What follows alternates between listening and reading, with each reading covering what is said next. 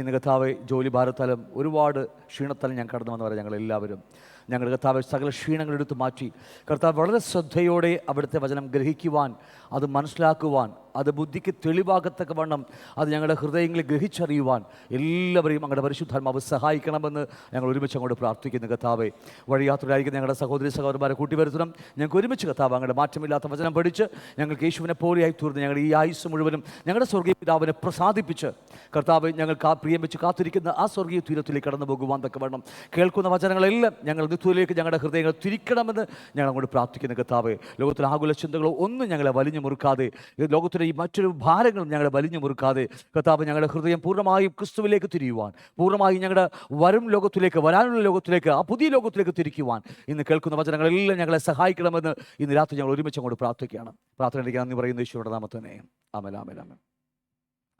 നാം പഠിച്ചുകൊണ്ടിരിക്കുന്ന വിഷയം ദൈവരാജ്യം എന്ന ക്ലാസ്സാണ് പഠിച്ചുകൊണ്ടിരിക്കുന്നത്.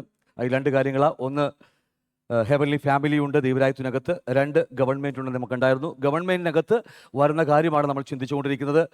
എൻ്റെ കിരീടധാരണ ദിവസത്തെക്കുറിച്ച് ആ ഗവൺമെൻറ്റിൽ വരുന്ന ഒരു കാര്യമാണ് നമ്മൾ കഴിഞ്ഞ ദിവസം ചിന്തിച്ചതാണ്. വേഗത്തിൽ ആ വാക്യത്തിലേക്ക് മാത്രം കടന്നു വരാം.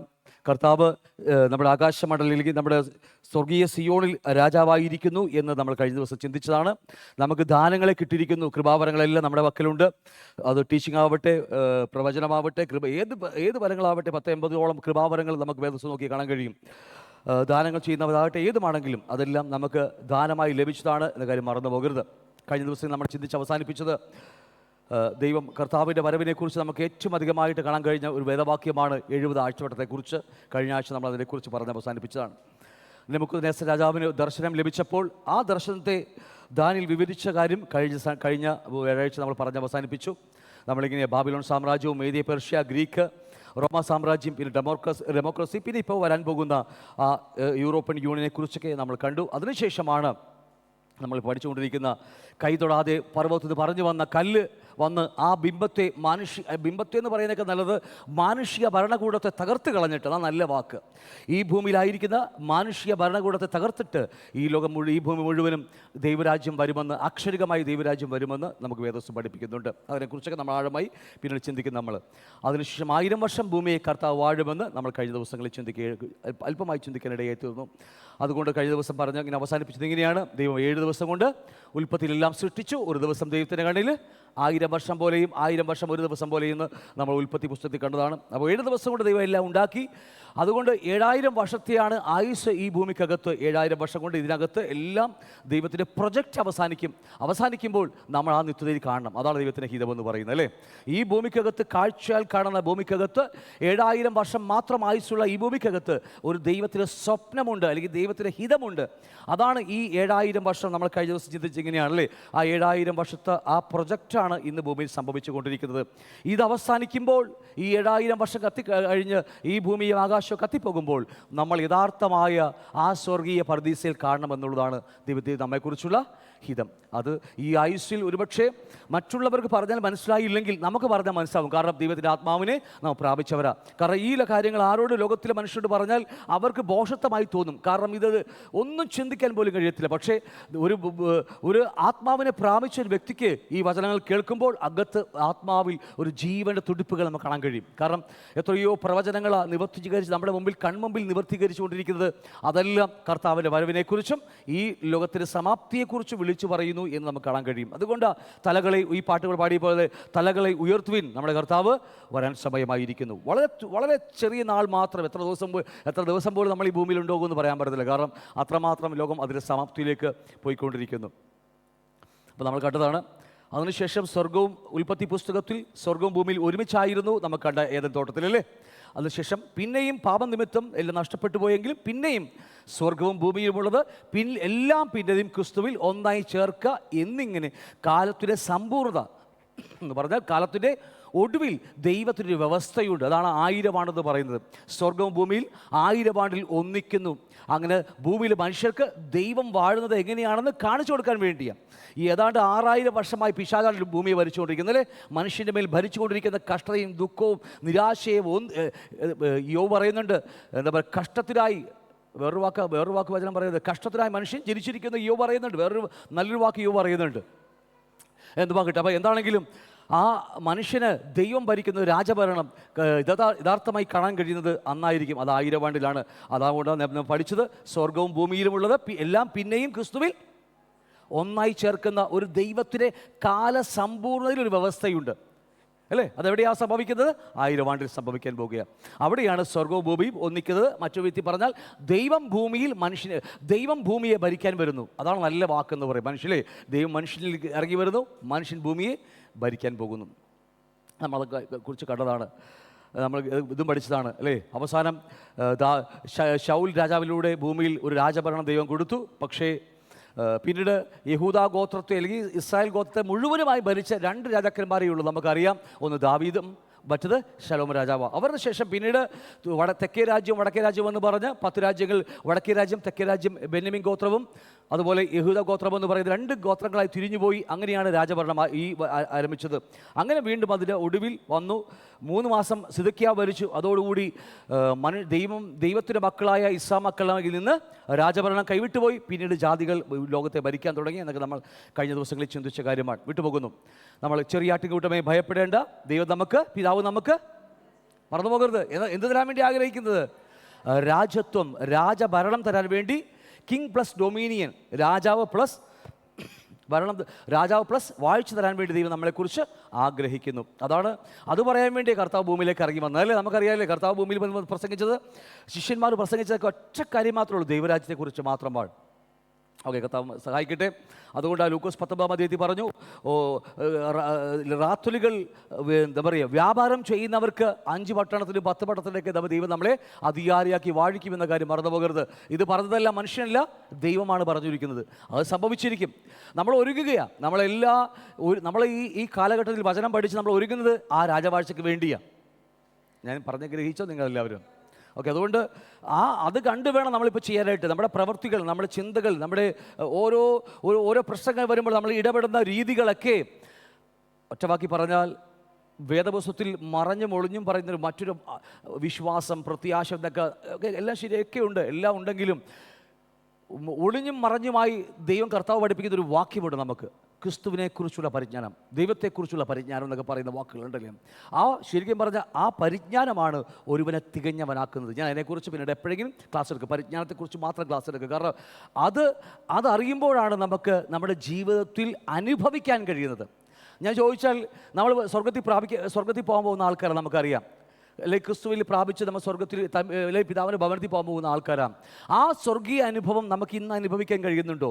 ഉണ്ടെങ്കിൽ നമ്മൾ ഓക്കെ, നമ്മൾ ക്രിസ്തുവിൻ്റെ പരിജ്ഞാനത്തിലേക്ക് വളർന്നുകൊണ്ടിരിക്കുന്ന ആൾക്കാരാണ്. ദൈവം നമുക്ക് വെച്ചിരിക്കുന്ന നന്മകൾ ഇഷ്ടം പോലെയുണ്ട്. ഒരുപാട് നന്മകൾ നമുക്കുണ്ട് ഈ ഭൂമിയിൽ വെച്ച് നമുക്ക് ലഭിക്കുന്നത്. നമുക്കിന്ന് അനുഭവിക്കാൻ കഴിയുന്നില്ലെങ്കിൽ ദൈവത്തെക്കുറിച്ചുള്ള പരിജ്ഞാനത്തിൽ നമുക്ക് വളരുവാൻ കഴിയാത്തത് കൊണ്ട്. ക്രിസ്തുവിനെക്കുറിച്ചുള്ള പരിജ്ഞാനം, അവൻ്റെ പരിജ്ഞാനം, അല്ലേ? കേട്ടിട്ടുണ്ടോ നിങ്ങൾ? ഇടക്കിടക്ക് ഒളിഞ്ഞും തെറിഞ്ഞുമായിട്ട് ഇടക്കിടക്ക് ഈ ഒരു വാക്ക് ആവർത്തിച്ച് വരുന്ന വാക്കാണ്. വളരെ ഇമ്പോർട്ടൻ്റ്, വേദപുസ്തകത്തിൽ വളരെ പ്രാധാന്യം അറിയിക്കുന്ന ഒരു വേദവാക്യമാണ്. ഏത്? ദൈവത്തിൻ്റെ പരിജ്ഞാനം, ക്രിസ്തുവിൻ്റെ പരിജ്ഞാനം, അവൻ്റെ പരിജ്ഞാനം എന്നൊക്കെ പറയുന്നത്, അല്ലേ? ആ ഒരു വാക്യം എന്ന കാര്യം മറന്നു പോകരുത്. അത് അങ്ങനെയുള്ള അത് പ്രാപിക്കുന്നവരാണ് ഈ പറഞ്ഞ ഒരു 10 പട്ടണത്തിലും 5 പട്ടണത്തിലൊക്കെ അധികാരികളാക്കി ദൈവം നമ്മളെ ആക്കാൻ പോകുന്നത്, അല്ലേ? ആണോ ഇല്ലയോ? യെസ്. അതുകൊണ്ട് ഞാൻ ഈ പറയുന്ന വാക്കുകളൊക്കെ നിങ്ങൾ വീട്ടിൽ പോയി വായിക്കുമ്പോൾ നിങ്ങൾ വാക്കുകളൊക്കെ അണ്ടർലൈൻ ചെയ്യുക. ദൈവിക പരിജ്ഞാനത്തിൽ എന്ന് പറഞ്ഞാൽ അനുഭവിച്ചറിയുന്ന രീതിയിൽ. കാരണം ഇത് മാംസമായി പോയി, അല്ലേ? ഇത് മാംസമായി പോയി. ഇതിന് പറിച്ചാൽ പോകത്തില്ലത്.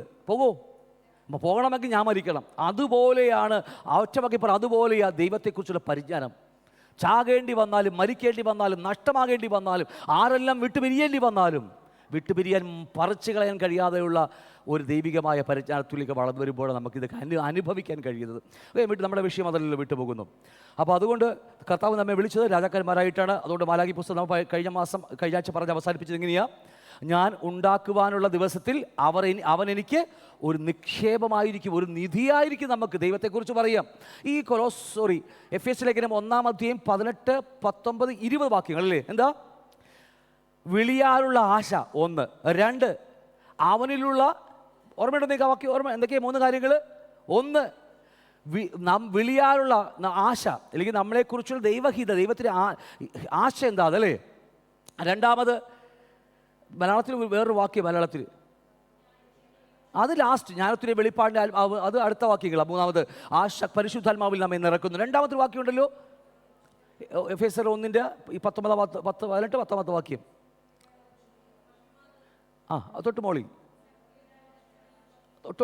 തൊട്ട് മോളി അവൻ അത് ഒന്ന് നമ്മെക്കുറിച്ചുള്ള ദൈവത്തിൻ്റെ ആശ, രണ്ട് ആ അവകാശത്തിൻ്റെ മഹിമാതനം. അത് മലയാളത്തിൽ അങ്ങനെ എഴുതി ചെയ്ത, പക്ഷേ അതിൽ ശരിക്കുള്ള മൂലഭാഷ അങ്ങനെയല്ല.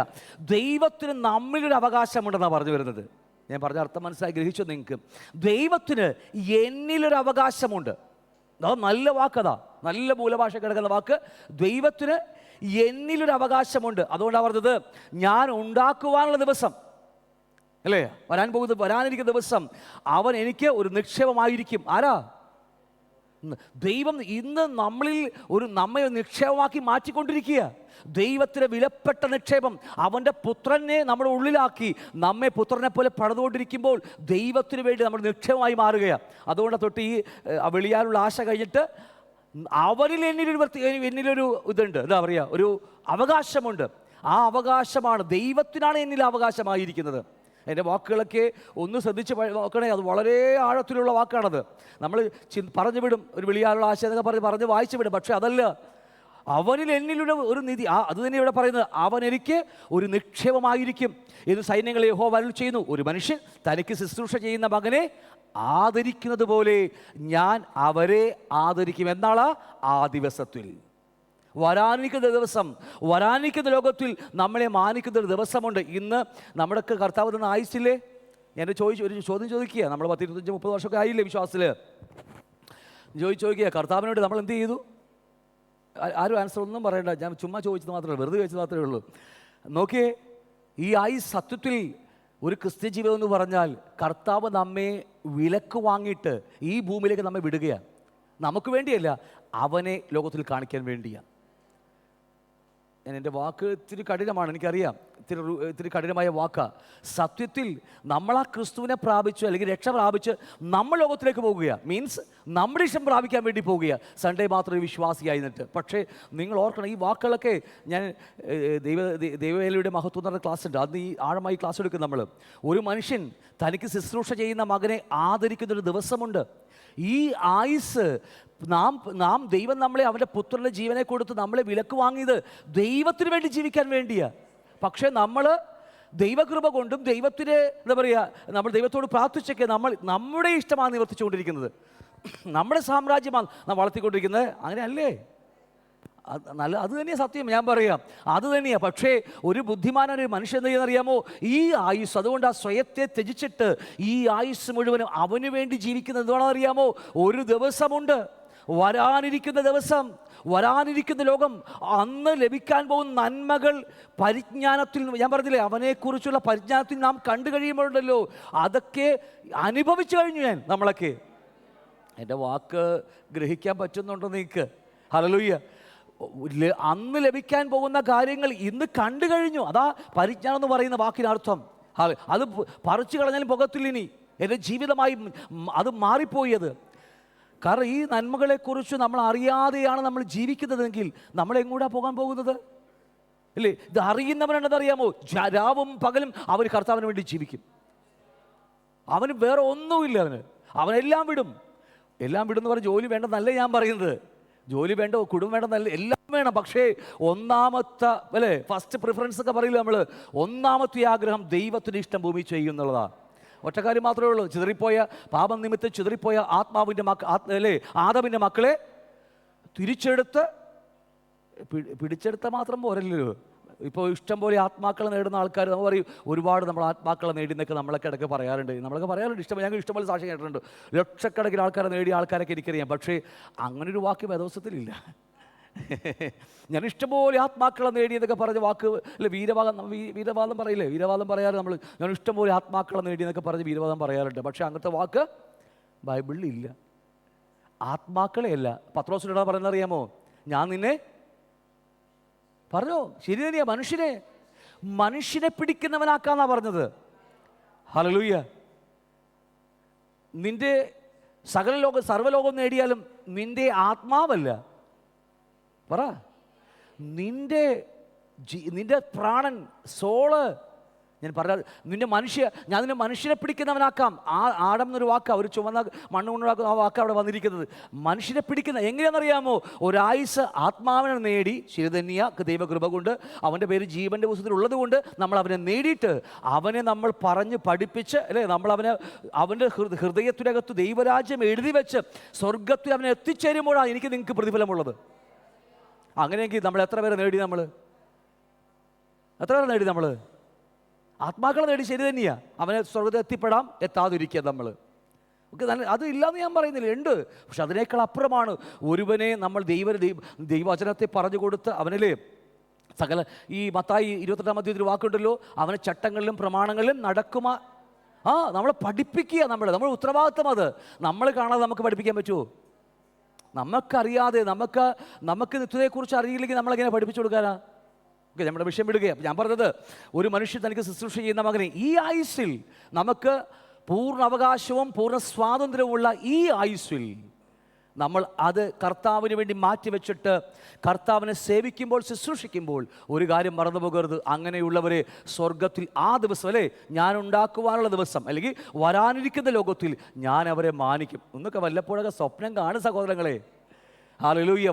ആ വരാനിരിക്കുന്ന ലോകത്തിൽ ഈ ആയുസ് ഞാൻ എനിക്ക് വേണ്ടി ജീവിക്കാതെ, എൻ്റെ കുഞ്ഞുങ്ങൾക്ക് വേണ്ടി ജീവിക്കാതെ, എൻ്റെ കുടുംബത്തിന് വേണ്ടി ജീവിക്കാതെ, എൻ്റെ സന്തോഷത്തിന് വേണ്ടി ജീവിക്കാതെ, എല്ലാം കർത്താവിന് വേണ്ടി ജീവിച്ചിട്ട് ഞാൻ ദൈവത്തെ പ്രസാദിപ്പിച്ച് അവിടെ ചെല്ലുമ്പോൾ ആ ദിവസത്തിൽ ഈ തനിക്ക് ശുശ്രൂഷ ചെയ്യുന്ന മകനെ ആദരിക്കുന്നത് പോലെ ആ യഹോവയായ, അല്ലെങ്കിൽ നമ്മുടെ കർത്താവ് നമ്മളെ മാനിക്കുന്നൊരു ദിവസമുണ്ട്. അതൊരു വല്ലാത്തൊരു മാനിക്കലായിരിക്കും. അത് എത്ര പേർക്ക് മനസ്സിലായോ എന്ന് എനിക്കറിയാം. ഈ വാക്യം 18 പറയുക, അപ്പോൾ നിങ്ങൾ നീതിമാനും ദുഷ്ടനും തമ്മിലും ദൈവത്തെ സേവിക്കുന്നവനും സേവിക്കാത്തവനും തമ്മിലുള്ള വ്യത്യാസം വീണ്ടും എപ്പോഴാ? വീണ്ടും എന്ന് പറയുമ്പോൾ ഇപ്പോഴും ഉണ്ട്, വരാനിരിക്കുന്ന ലോകത്തിലുമുണ്ട്. വീണ്ടും കാണുമെന്ന വ്യവസ്ഥ പഠിപ്പിക്കുന്നത്, അല്ലേ? അപ്പോൾ ഈ ആയുസ്സിലും കാണാൻ പറ്റും നമുക്കത്. ഈ ആയുസ്സിലും ദൈവത്തെ സേവിക്കുന്നവനും സേവിക്കാത്തവനും തമ്മിലുള്ള വ്യത്യാസം ഈ ആയുസ്സിലും കാണാൻ പറ്റും. അവിടെ പ്രതിഫലം വാങ്ങാൻ നിൽക്കുമ്പോഴും നമുക്കത് അനുഭവിക്കാൻ കഴിയും. വല്ലപ്പോഴൊക്കെ ഒന്ന് ചിന്തിക്കുക, നിത്യമായ പ്രതിഫലത്തിന് വേണ്ടി ജീവിക്കണോ? ഈ ആയുസ്സിൽ ലഭിക്കുന്ന നന്മ കിട്ടുമില്ല എന്ന് ഞാൻ പറയുന്നില്ല. കർത്താവ് നന്മയൊക്കെ നമുക്കുണ്ട്. പക്ഷേ അതെല്ലാം ഈ ആയുസ്സിൽ മാത്രമേ ഉള്ളൂ. ഒന്നും മിണ്ടില്ല നിങ്ങൾ. ഇച്ചിരി ബുദ്ധിമുട്ടാണല്ലേ? അതെ, ഇത്തിരി ബുദ്ധിമുട്ടാണ് നമുക്ക്. പക്ഷേ അതിനെക്കുറിച്ച് അറിഞ്ഞാൽ മാത്രമേ നമ്മുടെ ജീവിതത്തിൽ ഇനിയുള്ള ആയുസ്സിൽ നമുക്ക് കർത്താവിന് വേണ്ടി ജീവിക്കാൻ കഴിയും. ഇതിലേക്ക് നമ്മുടെ വേദപുസ്തകം മുഴുവൻ പഠിച്ചു നോക്കിയോ? നമുക്ക് വേണ്ടിയല്ല കർത്താവ് നമ്മെ വിളിച്ചിരിക്കുന്നത്, അവന് വേണ്ടിയാണ് വിളിച്ചിരിക്കുന്നത്. അങ്ങനെ അല്ലേ നിങ്ങൾക്ക് വേദത്തിൽ? ഞാൻ നിങ്ങളെ വിലക്ക് വാങ്ങിയിരിക്കുന്നു, നിങ്ങളിനി താന്താങ്ങൾക്കുള്ളവരല്ല, നിങ്ങളിനി ദൈവത്തിൻ്റെ വകക്കാരന. ഞാൻ പറഞ്ഞ മനസ്സിലാവുന്നുണ്ടോ? എന്താണെന്നറിയാമോ? അവന് വേണ്ടി ജീവിക്കുവാൻ, അവന് ഈ ഭൂമിയിൽ നടക്കുവാൻ നമ്മളെ ചോദിക്കുക. അതാ സത്യം, ഉള്ള സത്യം. ഒറ്റ കാര്യം, ഞാൻ വിഷയം വിട്ടുപോകുന്ന എനിക്കറിയാം, എന്നാലും ഈ ഒരു വാക്യം അല്പമെങ്കിലും പറഞ്ഞില്ലെങ്കിൽ ശരിയാകത്തിൽ ഉള്ളി പ്രേരണ വരികയാണ്. ദൈവത്തിന് ഭൂമി നടക്കണം. ഉൽപ്പത്തിയിൽ ആരംഭിച്ച ദൈവിക പ്രൊജക്റ്റ് മനുഷ്യൻ അവനെ വിട്ടുകൊടുക്കാത്തത് കൊണ്ട്, അവൻ്റെ ഇഷ്ടപ്രകാരം ഇറങ്ങിപ്പോയപ്പോൾ ദൈവത്തിന് ഭൂമിയിലും വീണ്ടും പുനഃസ്ഥാപിക്കപ്പെടുവാൻ, അവൻ്റെ ഹിതം, അവൻ്റെ പ്രൊജക്റ്റ് വീണ്ടും തുടങ്ങുവാൻ നമ്മളെ ചോദിക്കുക.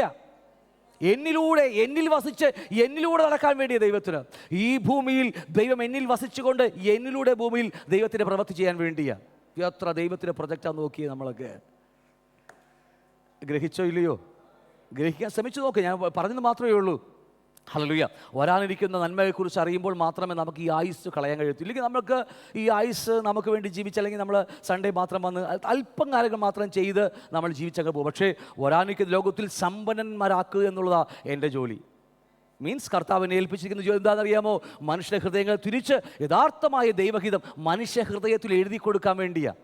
എനിക്ക് പറഞ്ഞു തരാൻ പറ്റത്തുള്ളൂ. പക്ഷേ അവരവരെ ഇഷ്ടം അത് ദൈവത്തിന് വേണ്ടി മാറ്റിക്കൊടുക്കുമ്പോൾ പരിശുദ്ധാത്മാവ് ചെയ്ത, പക്ഷേ അതിനൊരു വഴികാട്ടി മാത്രമാണ് നല്ല ദൈവദാസന്മാരും, അല്ലേ? ഇല്ലെങ്കിൽ വീണ്ടും ലോകം എഴുതി നിങ്ങൾക്ക് അത് കിട്ടും ഇത് കിട്ടും, അവിടെ നന്മ കിട്ടി ഈ നന്മ എന്ന് പറഞ്ഞ് ലോകം എഴുതി കയറ്റി ലോകത്തിൽ നമ്മുടെ കണ്ണിട്ട് നിറഞ്ഞു പോകും. അവസാനം അവിടെ ചെല്ലുമ്പോഴല്ലോ രക്ഷപ്പെടുമായിരിക്കും, സ്വർഗത്തിൽ എത്തുമായിരിക്കും. പക്ഷെ ഒരു കാര്യമുണ്ട്, ഒരു പ്രതിഫലം ഉണ്ടാകത്തില്ല. വളരെ ഞാൻ അതിനെക്കുറിച്ച് ഞാൻ പറയില്ല. ദൈവവേലയുടെ മഹത്വം എന്ന് പറയുന്ന ക്ലാസ് ഉണ്ട് നമുക്ക്. ഇന്ന് ചെയ്യുന്ന ഓരോ ചെറിയ പ്രവൃത്തിക്കും, നമ്മളിന്ന് മുടക്കുന്ന ഓരോ ചില്ലിക്കാശിലും നമ്മൾ അറിയാത്തതാ അവിടെ ചെല്ലുമ്പോൾ അതിൻ്റെ മഹത്വം അത്ര വലുതായിരിക്കും. വല്ലപ്പോഴെങ്കിലും നമ്മൾ സമയം കിട്ടുമ്പോഴൊക്കെ ഒന്ന് ചിന്തിക്കുക. കാരണം ഇതൊക്കെ ഇവിടെ അവസാനിക്കും.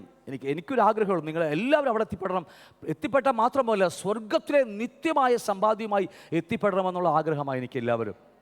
ഞാൻ വിട്ടുപോകുക, നമ്മുടെ വിഷയം അതല്ലാത്തത് കൊണ്ട്. അതുകൊണ്ട് ഈ ആയുസ്സിൽ തനിക്ക് ശുശ്രൂഷ ചെയ്യുന്ന മകനെ ദൈവം ഒരു ദിവസം ആദരിക്കും. മറന്നു പോകരുത്, ആദരിക്കും. നമുക്ക് ആദരിക്കുമ്പോൾ അന്ന് നമ്മൾ അറിയും ഇന്ന് ചെയ്ത ഓരോ വേലയും.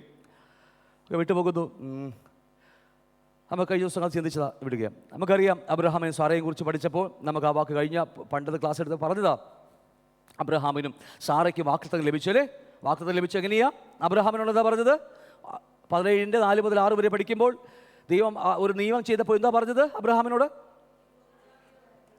നീ ബഹുജാതികൾക്ക് പിതാവായി തീരും. ഒരു മക്കളുമില്ല, അവയവങ്ങളെല്ലാം ദ്രവിച്ച് അല്ലെ ചുക്കിച്ചുളങ്ങി പറ്റിച്ചേർന്ന് പോയി. ഒരിക്കൽ പോലും അവയവങ്ങൾക്ക് ഒന്നുമില്ല എങ്കിൽ പോലും ആ സമയത്ത് പോലും ദൈവം ഒരു വാഗ്ദത്തം കൊടുക്കുക, നീ ബഹുജാതികൾക്ക് പിതാവായി തീരും.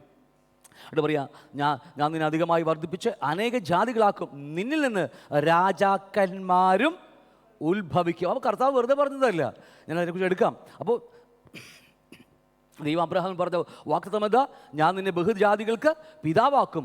2, നിന്നിൽ നിന്ന് ഒരുപാട് ആര് ജനിക്കും? നമ്മുടെ വിഷയം രാജാക്കന്മാരാണല്ലേ, അതാണ് രാജാക്കന്മാർ ജനിക്കും. അപ്പോൾ തന്നെ 15-16 വാക്യം പഠിക്കുമ്പോൾ സാറയോട് പറയുന്ന വാക്യമുണ്ട്, സാറായിയോട് പറയുന്ന വാക്യം അല്ലേ? ഞാൻ നിൻ്റെ പേര് മാറ്റി സാറ എന്നാക്കുമെന്ന് പറഞ്ഞു വരികയാണ്. വാക്യം മാത്രം ഞാൻ എടുത്തു പോകുകയാണ്.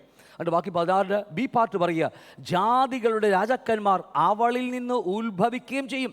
എടുത്തു പറയുകയല്ലേ, ജാതികളുടെ രാജാക്കന്മാർ സാറയിൽ നിന്ന് അപ്പോൾ 2 പേർക്ക് കൊടുത്തിരിക്കുന്ന വാഗ്ദത്തം എന്താ? നീ ബഹുജാതികൾക്ക് പിതാവായി തീരും, അപ്പോൾ തന്നെ നിന്നിൽ നിന്ന് രാജാക്കന്മാർ ഉത്ഭവിച്ചു വരും.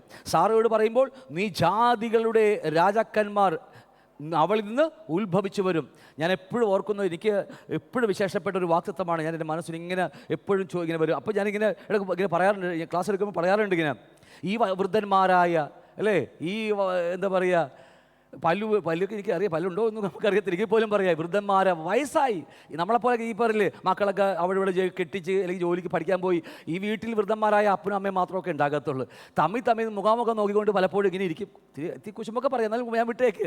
എന്നിട്ട് പറയുമ്പോൾ ഞാനിങ്ങനെ ചിന്തിക്കാറുണ്ട്, ഈ സാറ അബ്രഹാമിനെ നോക്കി ഇങ്ങനെ പറയും, എന്താ പറയും? ഇവിടെ ബഹുജാതികളുടെ പിതാവേ എന്നൊക്കെ നോക്കി സാറ എപ്പോഴും അബ്രഹാമിനെ വിളിക്കും. ചുക്കിച്ചുളുകിപ്പോയ, ഒരിക്കൽ പോലും പ്രത്യാശ പോലും ഇല്ലാതെ, എനിക്ക് ഇനി മക്കൾ പോലും ജനിക്കുമോന്ന് അല്ലേ, എല്ലാ അവയവങ്ങളും ദ്രവിച്ച് അല്ലേ, എന്താ പറയുക, ദ്രവിച്ച് വാക്ക് കേട്ടില്ലേ, അസ്ഥിയോട് പറ്റിപ്പോയ ഞരമ്പുകളൊക്കെ പറ്റിപ്പോയിട്ടും ഈ സാറ ഇടയ്ക്ക് ഇങ്ങനെ വിളിക്കും. വാഗ്ദത്തം ആരാന്നറിയാമോ? യഹോവയായ ദൈവം, ജീവനുള്ള ദൈവമാണ് അല്ലേ. അതുകൊണ്ട് അബ്രഹാമിനെ നോക്കിയിട്ട് ഇങ്ങനെ പറയും, നീ ആരാ? ബഹുജാതികളുടെ പിതാവേ എന്ന് വിളിക്കുമ്പോൾ ഈ അബ്രഹാമും, വയസ്സായ അബ്രഹാമും ഈ വായൊക്കെ ഇങ്ങനെ കുഴഞ്ഞൊക്കെ ഇരിക്കുമല്ലോ, നീ പറയും നിന്നിൽ നിന്ന് ഒരുപാട് രാജാക്കന്മാർ ഉത്ഭവിക്കുമെന്ന് അവിടെ ഇങ്ങനെ എഴുതി വെച്ചിരിക്കുന്നു. ജാതികളുടെ പിതാവ്, രാജാക്കന്മാരുടെ മാതാവായി എന്നൊക്കെ വിളിച്ചു പറയുമ്പോൾ അകത്തറിയാതെ ഒരു ഉന്മേഷം അല്ലേ, എന്താ പറയുക, ഒരു ജീവൻ്റെ തുടിപ്പുകൾ പൊങ്ങി വന്നിരിക്കാം ഇല്ലേ. ഞാൻ ചിന്തിക്കുക, ഈ വയസ്സന്മാരായി എന്ത് പറയാനോ, അവിടെ നോക്കി സാറയെ നോക്കി പറയും, രാജാക്കന്മാർ അവിടെ ഇങ്ങനെ രാജകുമാരന്മാരുടെ മാതാവേ എന്ന് അബ്രഹാം സാറയെ നോക്കി വിളിക്കുമ്പോൾ ദ്രവിച്ചുപോയ ആ ദ്രവത്വത്തിൻ്റെ അസ്ഥികളിൽ നിന്നൊക്കെ ഒരു ജീവന്റെ തുടിപ്പുകൾ ഇങ്ങനെ പൊങ്ങി വരുന്ന കാണാൻ കഴിയും. നമ്മളൊക്കെ തളർന്നിരിക്കുമ്പോൾ ആരെങ്കിലും വന്ന് പറയും, ബ്രദറെ കുഴപ്പമില്ല, കർത്താവ് നിൻ്റെ കൂടെ ഉണ്ടെന്ന് പറയുമ്പോൾ എവിടെ നിന്നൊക്കെ ഒരു ജീവൻ്റെ തുടിപ്പിങ്ങനെ പൊങ്ങി വരുന്നത് പോലെ, ഇതുപോലെയൊക്കെ ഈ 2 വയസ്സന്മാരുടെ ഇടയിൽ നിന്നൊക്കെ തമ്മിൽ പറയുമ്പോൾ ഇവിടെ അകത്തൊരു ജീവൻ്റെ തുടിപ്പുകൾ, അത് മതിയായിരുന്നു ഒരു വലിയ ജനതയെ വാർത്തെടുക്കുവാൻ വേണ്ടി അല്ലേ. നമുക്കറിയാം സാറായിയുടെ അർത്ഥം എൻ്റെ രാജകുമാരി നമുക്ക് അറിയാവുന്ന കാര്യങ്ങളാണ്, ഞാൻ വിട്ടുപോകുന്നു. അപ്പം എന്താണെങ്കിലും കാണുമ്പോഴൊക്കെ പറയുക, ദൈവത്തിൻ്റെ രാജാവേ അല്ലേ, 1000 ആണ്ടി വാഴാൻ പോകുന്നവരെയൊക്കെ തമ്മിൽ പറയുക. നമ്മൾ കർത്താവൊക്കെ കൃപ നൽകട്ടെ. കേൾക്കുമ്പോഴൊക്കെ ഇത് കേൾക്കുമ്പോൾ ചിലർക്ക് പിടിക്കത്തില്ല, അത് വേറെ കാര്യം. നമുക്ക് ഇങ്ങനത്തെ കാര്യങ്ങൾ കേൾക്കുമ്പോൾ വലിയ സന്തോഷം തോന്നത്തില്ല നമുക്ക്. എന്നാൽ പ്രത്യാശയുള്ളവർക്ക് ഇതൊക്കെ ഭയങ്കര ഫലമായിരിക്കും നമുക്ക് എല്ലാവർക്കും. നമുക്കറിയാം, ഞാൻ വിട്ടുപോകുന്നു, നമുക്ക് പണ്ട് പഠിച്ചതായതുകൊണ്ട് വിട്ടുപോകുകയാണ്. നമുക്കറിയാം ഈ വാഗ്ദത്തം എന്താണ്? അനേക ജാതികൾക്ക് പിതാവായി തീരും. അതുമാത്രമല്ല, നിന്നിൽ നിന്ന് ഒരുപാട് രാജാക്കന്മാർ ഉത്ഭവിക്കും.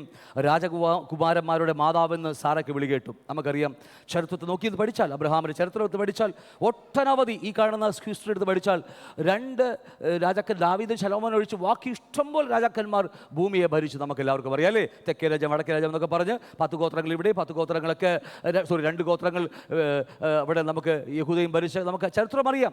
ബാക്കി 10 ഗോത്രങ്ങൾ അശൂരിലേക്ക് പ്രവാസത്തിൽ പോയി. അശൂരിൽ നിന്ന് അവർ കാണാനില്ല, ഇന്നും പോയി അവർ കാണാനില്ല. ബാക്കി 2 ഗോത്രങ്ങൾ മാത്രമാണ് തിരിച്ചു വന്നത്. അവയിൽ നിന്നാണ് യേശുവിന് ജന്മമുണ്ടായത്. നമുക്കെല്ലാം ചരിത്രം അറിയാം. എന്നാൽ ഒറ്റ കാര്യം മാത്രം ഞാൻ പറഞ്ഞു വിടുകയാണ്.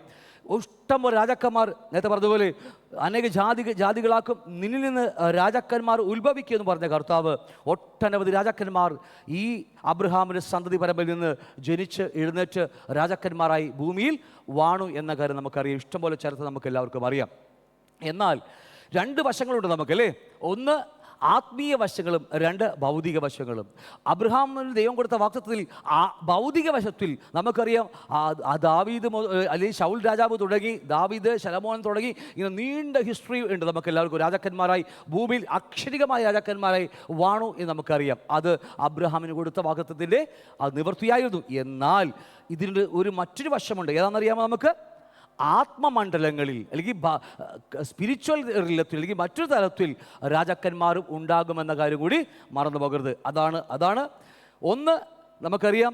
ഒന്ന് ഭൗതിക മണ്ഡലത്തിൽ ഇസ്രായേലിൻ്റെ ഒരു വലിയ രാജഭരണം ഉണ്ടായിരുന്നു. എന്നാൽ വരാനിരിക്കുന്ന 1000 ആണ്ടിൽ ആത്മീയ രാജാക്കന്മാരായി നമ്മൾ വാഴുമെന്ന കാര്യം മറന്നു പോകരുത്. അബ്രഹാമിന് വാഗ്ദത്തം ലഭിച്ചില്ലേ? ബഹുജാതികൾക്ക് പിതാവായി മാത്രമല്ല, നിന്നിൽ നിന്ന് ഒട്ടനവധി രാജാക്കന്മാർ എഴുന്നേറ്റ് വരുമെന്ന് പറഞ്ഞു. ആ രാജാക്കന്മാർ 2 ടൈപ്പ് രാജാക്കന്മാരുണ്ട്. ഒന്ന് ഭൗതിക മണ്ഡലത്തിൽ ഒട്ടനവധി ശൗൽ രാജാവ് തുടങ്ങി ഒട്ടനവധി രാജാക്കന്മാർ ഭരിച്ചു. എന്നാൽ ആത്മമണ്ഡലങ്ങളിൽ മീൻസ് 1000 ആണ്ടിൽ സ്പിരിച്വൽ നമ്മളൊക്കെ മറ്റൊരു ബോഡിയിൽ മറ്റൊരു ശരീരത്തിൽ നമ്മളൊക്കെ 1000 ആണ്ടിൽ രാജാക്കന്മാരായി വാഴുമെന്ന് കാര്യം മറന്നു പോകരുത്. ശരിയാണല്ലയോ? എങ്ങനെയാണ് നമ്മൾ ഈ അബ്രഹാമിൻ്റെ തലമുറയിൽ കടന്നു വരുന്നത്?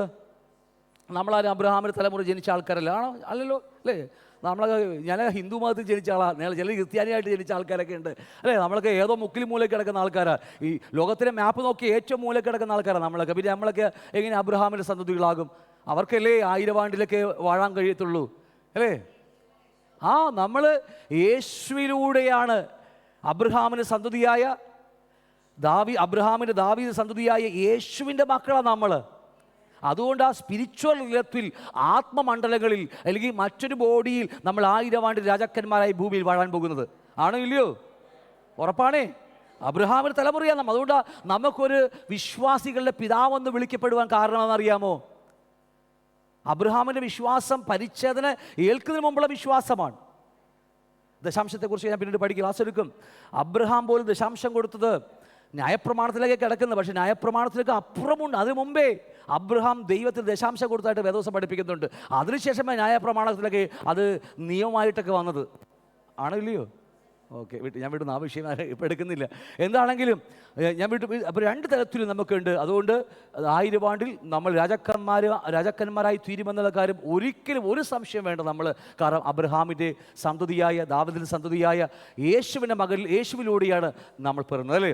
അവൻ്റെ അവസാനത്തുള്ള രക്തം വരെ നമുക്ക് വേണ്ടി ചീന്തിയിട്ട് ആ രക്തത്തിൽ നിന്ന് നമ്മൾ ജനിച്ചിരിക്കുന്ന മക്കളാണ് നമ്മളെല്ലാം. അതുകൊണ്ട് 1000 ആണ്ട് ഭൗതിക തലത്തിലല്ല നമ്മൾ രാജാക്കന്മാർ, ആത്മതലത്തിൽ അല്ലെങ്കിൽ മറ്റൊരു ശരീരത്തിൽ നമ്മൾ 1000 ആണ്ടിൽ വാഴുമെന്നുള്ള കാര്യം ഒരു സന്തോഷമില്ല. അതാണ് എനിക്കറിയത്തില്ല. ഇതൊക്കെ ആർക്ക് വേണം? ഇപ്പം വല്ല കഞ്ഞി പിടിക്കാൻ വല്ല കിട്ടിയാൽ അല്ലേ നമുക്കൊക്കെ. ഹല്ലേലൂയ. നമ്മൾ പണ്ട് പഠിച്ചിട്ടുണ്ടെന്നല്ലോ, ജസ്റ്റ് ഒന്ന് ഓടിച്ചു വിട്ടേക്കാം. ഒട്ടനവധി 6 സ്ലൈഡുകൾ നിങ്ങൾക്ക് അവിടെ കാണാൻ കഴിയും അല്ലേ? കുഞ്ഞേശു, വലിയേശു, ക്രൂശി പോകുന്ന യേശു, പിന്നെ അല്ലേ ഉയർത്തെഴുന്നേറ്റ യേശു, പിന്നെ കുതിരപ്പുറത്ത് വരുന്ന യേശു, പിന്നെ തലയിൽ വേറൊരു എന്താ പറയുക രാജമുടികൾ ധരിച്ചുകൊണ്ട് വരുന്ന യേശുവിനെ കുറിച്ച് നമ്മൾ കഴിഞ്ഞ ക്ലാസ് എടുത്തതാണ്. ഈ 6 വ്യത്യസ്തമായ നിലകളിൽ നമുക്കറിയാൻ കഴിയും അല്ലേ? നമ്മുടെ ഈ തുടക്കത്തിലെ ക്ലാസ് പഠിച്ചതാ, യേശു ഭൗതിക തലത്തിൽ രാജാവായിട്ടില്ല. യേശു ഇപ്പോൾ സ്വർഗീയ മണ്ഡലങ്ങളിൽ സ്പിരിച്വൽ റിലത്തിൽ അല്ലേ സിയോളിൽ രാജാവായിട്ടുണ്ട് എന്ന കാര്യം മറന്നു പോകരുത്. അപ്പോൾ ഇന്ന് അനേകർ പറയുന്നുണ്ട് നമ്മളൊക്കെ രാജാവിൻ്റെ മക്കളാണെന്ന്. അത് തെറ്റായ കാര്യമാണ്. നമ്മൾ രാജാവിൻ്റെ മക്കളല്ല. ഞാൻ പറയുക, ആത്മതലത്തിലുള്ള രാജാവിൻ്റെ മക്കളാണ്, ശരി തന്നെയാണ് അല്ലേ? അതുകൊണ്ട് ആത്മീയ അധികാരങ്ങൾ നമുക്കുള്ളത് ആണോ ഇല്ലയോ? ആത്മീയ അധികാരങ്ങൾ നമുക്കുള്ളത്. ഭൗതികത്തിൽ നമുക്ക് അധികാരമേ ഇല്ല. നമുക്ക് ഇപ്പോൾ പിശാചിന്, ഞാൻ പറയാം, ആത്മജീവിയായ പിശാചിനോട് നമുക്ക് ശാസിക്കാം, നമുക്ക് അധികാരം കാണിക്കാം. പക്ഷെ ആ സമയത്ത് ഈ ഭൂമിയിൽ ഭരിക്കുന്ന മുഖ്യമന്ത്രിമാരോടും അല്ലേ, അവരെ പോയി നമുക്ക് അധികാരം ചുമത്താൻ പറ്റുമോ? നമ്മളെപ്പോഴും ജയിലിലിടും. കാരണം നമുക്ക് അധികാരമില്ല. നമ്മൾക്കനുസരിച്ചേ മതിയാവൂ. അവരെ അനുസരിക്കുവാൻ അധികം നമ്മെ വിളിച്ചിരിക്കുന്നത് അല്ലേ? ആണോ ഇല്ലയോ? എന്തുകൊണ്ടാണെന്നറിയാമോ? ഭൗതിക തലത്തിൽ അവർ യേശു രാജാവായിരുന്നെങ്കിൽ നമുക്ക് കറക്റ്റായിട്ട് പറയും തെറ്റാണെന്ന് നമുക്ക് പറയാൻ കഴിയും. പക്ഷേ നമ്മുടെ ഭൗതിക തലത്തിൽ കർത്താവ് രാജാവായിട്ടില്ല. ഒന്ന്, യേശു യഹൂദന്മാരുടെ രാജാവായി ബത്ലഹേമിൽ പുൽത്തൊട്ടിയിൽ ജനിച്ചു എന്ന് നമുക്ക് എല്ലാവർക്കും അറിയാം അല്ലേ? വഴിയാത്രയിൽ ഒരു സ്ഥലം പോലും കിട്ടിയില്ല. സത്രങ്ങളെല്ലാം അന്ന് ഭയങ്കര തിരക്കായി പോയി അല്ലേ? ടൂറിസ്റ്റ് ഇപ്പോൾ ചില സമയങ്ങളിൽ പോയ കുമിളിലൊക്കെ പോയ, അല്ലെങ്കിൽ എന്താ പറയുക, എവിടെയെങ്കിലും ടൂറിസ്റ്റ് സ്ഥലങ്ങളൊന്നും ഓർമ്മ വരുന്നില്ല. മൂന്നാറ് പോയ ചില പ്രത്യേകമായ ഏപ്രിൽ, അല്ലെങ്കിൽ എന്താ പറയുക, ഏപ്രിലല്ലോ അല്ലേ, ഡിസംബർ മാസം തണുപ്പുള്ള സമയങ്ങളിൽ മൂന്നാറ് പോയ ഓരോ റൂം പോലും കിട്ടത്തില്ല. നമുക്ക് അറിയാം, പോയിട്ടില്ല എന്നെങ്കിലും പോലും പറയുക, ഒരു സ്ഥലം പോലും നമുക്ക് അവിടെ റൂം കിട്ടത്തില്ല. കാരണം അത്രയും തിരക്കായിരിക്കും. അതുപോലത്തെ ഒരു സമയമായിരുന്നു ഏതെന്നറിയാമോ? യേശുവിൻ്റെ ജനനസമയം. എല്ലാ സത്രങ്ങളും ബ്ലോക്കാണ്, എല്ലാം ഫുൾ എൻഗേജ്ഡാണ്. ആ സമയത്ത് ഒരു മുറി പോലും മറിയത്തൊരു കിടക്കുവാൻ, അല്ലെങ്കിൽ പ്രസവിക്കാൻ മുറി പോലും നോക്കിയിട്ട് തപ്പിയിട്ട് കിട്ടിയില്ല. അവസാനം പോയി, എവിടെ പോയി ഒന്നും മിണ്ടുന്നില്ല നിങ്ങൾക്ക്? പശു തൊട്ടിപ്പോയി അല്ലേ, ഒരു തൊഴുത്തിൽ പോയി ജനിക്കേണ്ട ഗതികേടൊക്കെ കർത്താവിന് വന്ന ചരിത്രമൊക്കെ നമുക്കറിയാം. എന്തുമാകട്ടെ, യേശു ഭൂമിയിൽ ജനിച്ചത് യഹൂദന്മാരുടെ രാജാവായത് കൊണ്ടാണ്. വല്ല കൊട്ടാരത്തിൽ ജനിച്ചിരുന്നെങ്കിൽ, 5 സ്റ്റാർ ഹോട്ടലിൽ ജനിച്ചിരുന്നെങ്കിൽ ഇന്ന് 5 സ്റ്റാർ ആ ലെവലിൽ ആൾക്കാർക്ക് യേശുവിനൊക്കെ ചെല്ലാൻ പറ്റത്തുള്ളൂ അല്ലേ? അങ്ങനെയല്ലേ? വലിയ രാജകുടുംബത്തിലാണ് യേശു ജനിച്ചിരുന്നെങ്കിൽ, വലിയ വലിയ രാജകൊട്ടാരത്തിൽ വലിയ കുടുംബത്തിലായ യേശു ജനിച്ചിരുന്നെങ്കിൽ നമുക്ക് ആർക്കും അടുക്കാൻ പോലും പറ്റത്തില്ല. കാരണം നമ്മളൊക്കെ പാവങ്ങളാണ്, ചേരി ജനിച്ചപ്പോൾ സാധാ കുടുംബത്തിൽ ജനിച്ചു വന്ന ആൾക്കാരാണ്. യേശു പുൽത്തൊട്ടി ജനിക്കാൻ കാരണം നമുക്ക് ഏത് താഴ്ന്നവനും കടന്നു ചെല്ലാൻ കഴിയുന്ന സ്ഥലമാണേത് അല്ലേ? അതുകൊണ്ട് ആ ഒരു അനുഭവത്തിന് വേണ്ടി കർത്താവ് അവിടെ ജനിച്ചത് നമുക്കറിയാം. യഹൂദന്മാരുടെ രാജാവായി പിറന്നവനെക്കുറിച്ച് നമുക്ക് വേദപുസ്തകം പഠിപ്പിക്കുന്നുണ്ട്. മത്തായി 2:2-6 വാക്യങ്ങൾ. യഹൂദന്മാരുടെ രാജാവായി പിറന്നവൻ എവിടെ? ഞങ്ങൾ അവൻ്റെ നക്ഷത്രം കിഴക്ക് കണ്ടു, അവനെ നമസ്കരിപ്പാൻ വന്നിരിക്കുന്നു. അത് പറയാം. യഹൂദദേശത്തിലെ ബത്ലഹേമേ, ഈ യഹൂദ പ്രഭുക്കന്മാരിൽ നിങ്ങൾക്കറിയാമോ, ഈ ബത്ലഹേം എന്നൊക്കെ പറഞ്ഞ് വേറെ സ്ഥലങ്ങളുണ്ട്, ഇഷ്ടംപോലെ ബത്ലഹേം വേറെയുണ്ട് നമുക്ക്. അതുകൊണ്ട് പ്രത്യേകിച്ച് പ്രവാചകന്മാർ എടുത്തെഴുതുമ്പോൾ യഹൂദദേശത്തിലെ ഈ ബത്ലഹേം എന്ന് വായിച്ചിട്ടുണ്ട് നിങ്ങൾ? അങ്ങനെ പഴയ നിയമത്തിൽ ഒരു ഒട്ടനവധി ബത്ലഹേം എന്ന പല സ്ഥലങ്ങളുണ്ട്. പക്ഷേ പ്രത്യേകിച്ച് എടുത്തു പറഞ്ഞത് യഹൂദദേശത്തിലെ ബത്ലഹേം എന്ന് എടുത്തു പറഞ്ഞിരിക്കുന്നത്. അവിടെയാണ് യേശു ജനിച്ചത് അല്ലേ? നീ യഹൂദ പ്രഭുക്കന്മാരിൽ ഒട്ടും ചെറുതല്ല, എൻ്റെ ജനമായ ഇസ്രായേലിനെ മേയ്പ്പാനുള്ള തലവൻ നിന്നിൽ നിന്ന് പുറപ്പെട്ടു വരും എന്നിങ്ങനെ പ്രവാചകൻ മുഖാന്തരം എഴുതിയിരിക്കുന്നു എന്ന് പറഞ്ഞു. മത്തായി 27:11. എന്നാൽ യേശു നാടുവാഴിയുടെ മുമ്പാകെ നിന്നു, നീ യഹൂദന്മാരുടെ രാജാവോ എന്ന് നാടുവാഴി ചോദിച്ചു. ഞാനാകുന്നു എന്ന് യേശു അവനോട് പറഞ്ഞു അല്ലേ? അപ്പോൾ യേശു ജനത്തെക്കുറിച്ച് പറഞ്ഞാൽ അവൻ രാജാവായിട്ടാണ് യഹൂദന്മാരുടെ രാജാവായിട്ടാണ് ഭൂമിയിലേക്ക് ജനിച്ചതെങ്കിലും നമുക്ക് എല്ലാവർക്കും അറിയാം, യേശുവും സമ്മതിക്കുന്നുണ്ട്, ഞാൻ യഹൂദന്മാരുടെ രാജാവാണെന്ന് സമ്മതിക്കുന്നുണ്ട്, നമുക്ക് എല്ലാവർക്കും അറിയാം. പക്ഷേ അവൻ പിന്നീട് നമുക്കറിയാം അവൻ രാജാവല്ല എന്ന് നമുക്ക് പിന്നീട് കാണാൻ കഴിയും. അപ്പോൾ നിങ്ങൾക്ക് പറഞ്ഞ് മനസ്സിലായോ? അപ്പോൾ യേശു ജനിച്ചപ്പോൾ അവൻ രാജാവാണ് പറഞ്ഞെങ്കിലും അവൻ ഭൂമിയിൽ ഒരു രാജവാഴ്ച നടത്തിയില്ല എന്ന കാര്യം മറന്നു പോകരുത്. അവസാനം നമുക്കറിയാം, പിന്നെ അവന് 30 വയസ്സ് കഴിഞ്ഞു, 3.5 വർഷക്കാലം മിനിസ്ട്രി ആരംഭിച്ചപ്പോൾ ജനങ്ങൾ, അല്ലെങ്കിൽ അവൻ്റെ സ്വന്തം ജനമായ യഹൂദന്മാരുടെ അടുക്കൽ കടന്നു വന്നപ്പോൾ സ്വന്തം ജനം അവൻ തലമേൽ ഒരു കിരീടം വെച്ച് കൊടുത്തു. സാധാരണ രാജാക്കന്മാർക്ക് വെച്ച് കൊടുക്കുന്ന കിരീടം ഏതാണെന്ന് അറിയാമോ? സ്വർണത്തിൻ്റെയും തങ്കം കൊണ്ടും, അല്ലെങ്കിൽ എന്താ പറയുക, മേൽത്തരമായ കല്ലുകൾ കൊണ്ടുള്ള ഒരു കിരീടമാണ് സാധാരണ രാജാക്കന്മാർ വെക്കുന്നത്. എന്നാൽ യഹൂദന്മാർ അവൻ്റെ സ്വന്തം രാജാവിൻ്റെ തലയിലേക്ക് വെച്ച് കൊടുത്തത് വെറും എന്താ പറയുക, നിന്ദയുടെയും പരിഹാസത്തിൻ്റെയും, അവിടെ ഇംഗ്ലീഷിൽ ക്രൗൺ ഓഫ് മോക്കറി, ലജ്ജയുടെയും അല്ലേ, ഏറ്റവും ലജ്ജിക്കാത്ത വിധത്തിലുള്ള ഒരു കിരീടമാണ് സ്വന്തം ജനമായ ഇസ്രായേൽ രാജാവായ യേശുവിന് സമ്മാനിച്ചു കൊടുത്തൊക്കെ എന്ന കാര്യം മറന്നു പോകരുത്. മത്തായി 27:29 മുള്ളുകൊണ്ടൊരു കിരീടം മെനഞ്ഞു, 6 ഇഞ്ച് നീളമുള്ള 156, ഓർമ്മ ശരിയാണെങ്കിൽ ഞാൻ ഇവിടെ കുറിച്ചിട്ടുണ്ട്, 156ഓളം വരുന്ന 6 ഇഞ്ച് നീളമുള്ള വിഷമുള്ളുകൾ കൊണ്ട് മെനഞ്ഞെടുത്തിരിക്കുന്ന ഈ മുള്ളുകൾ അവൻ്റെ തലയിൽ വെച്ച് അടിയടിക്കുമ്പോൾ അറിയാമോ, ആ മുള്ളുകൾ ഇറങ്ങി അവൻ്റെ കണ്ണുകൾ പുറത്തേക്ക് തള്ളി വന്നൊക്കെ ചേർത്ത് പറയുന്നത്. അത്രമാത്രം അവൻ്റെ സ്വന്തം ജനം, യഹൂദന്മാർ സ്വന്തം ജനം അവൻ്റെ മേൽ വെച്ചു കൊടുത്ത കിരീടം അതാ. അല്ലേ? രാജാവായി ജനിച്ച് രാജാവാണെന്ന് സാക്ഷ്യം പറഞ്ഞിട്ട് പോലും അവർ അവരുടെ സ്വന്തം ജനം വെച്ചു കൊടുത്തത് ഒരു നിന്ദയുടെയും പരിഹാസത്തിൻ്റെയും മുൾക്കിരീടമാണ്. കാര്യം മറന്നു പോകരുത്. വിട്ടുപോകുന്ന യേശുവിനെ കുറിച്ച് പറയാൻ വേണ്ടിയില്ല, ക്രൂശിൻ്റെ ദർശനം ഒന്നും പറയാൻ വേണ്ടിയില്ല ഞാൻ നിന്നത്. അതുകൊണ്ട് പറയാം, മുള്ളുകൊണ്ട് കിരീടം മെടഞ്ഞു, അവൻ്റെ തലയിൽ വെച്ചു, വലം കൈയിൽ ഒരു കോലുമെടുത്തു, അവനെ മുമ്പിൽ മുട്ടുകുത്തി, യഹൂദന്മാരുടെ രാജാവേ ജയ ജയ എന്ന് പരിഹസിച്ച് അവനെ മേൽ. അല്ലേ? അപ്പോൾ ജനം അവന് കൊടുത്തിരിക്കുക ഒരു രാജാവിൻ്റെ തൊപ്പിയുണ്ട്. ആ തൊപ്പി കിരീടം എന്താ? Crown of mockery. ഇല്ലേ? എന്താ പറയുക? നിന്ദയുടെയും പരിഹാസത്തിൻ്റെയും ലജ്ജയുടെയും കിരീടം ജനം വെച്ച് കൊടുത്തു. നമുക്കറിയാം, യോഹന്നാൻ 19 അധ്യായം 19 മുതൽ 22 വരെ വായിക്കുമ്പോൾ പീലാത്തോസ് ഒരു മേലെഴുത്തും എഴുതി ക്രൂശിന്മേൽ പതിപ്പിച്ചു. അതിൽ നസ്രായ യേശു യഹൂദന്മാരുടെ രാജാവെന്ന് എഴുതിയിരിക്കുന്നു. ജനങ്ങൾ പറഞ്ഞു, അവനാണെന്ന് പറഞ്ഞതെന്ന് പറഞ്ഞൊക്കെ പറയാൻ പറഞ്ഞു. അല്ലേ? പക്ഷേ ഞാൻ എഴുതിയെന്നൊക്കെ പീലാത്തോസ് പറയുമ്പോൾ സത്യത്തിൽ യേശു ആരാ? യഹൂദന്മാരുടെ രാജാവ് തന്നെയാണവൻ. അവൻ ജനനം മുതൽ സാക്ഷ്യം പ്രാപിച്ചവനാ. അവൻ തന്നെ വാതോർന്ന് പറഞ്ഞു, ഞാൻ യഹൂദന്മാർ രാജാവാണെന്ന്. പക്ഷേ ജനം അവന് തള്ളി നിരസിച്ച് കളഞ്ഞു എന്ന ചരിത്രം നമുക്ക് എല്ലാവർക്കും അറിയാം. യെശയ്യാ 53:3 പറയുക, അവൻ മനുഷ്യരാൽ നിന്ദിക്കപ്പെട്ടും ത്യജിക്കപ്പെട്ടും വ്യസനപാത്രമായി രോഗശീലിച്ചവരായും ഇരുന്നു.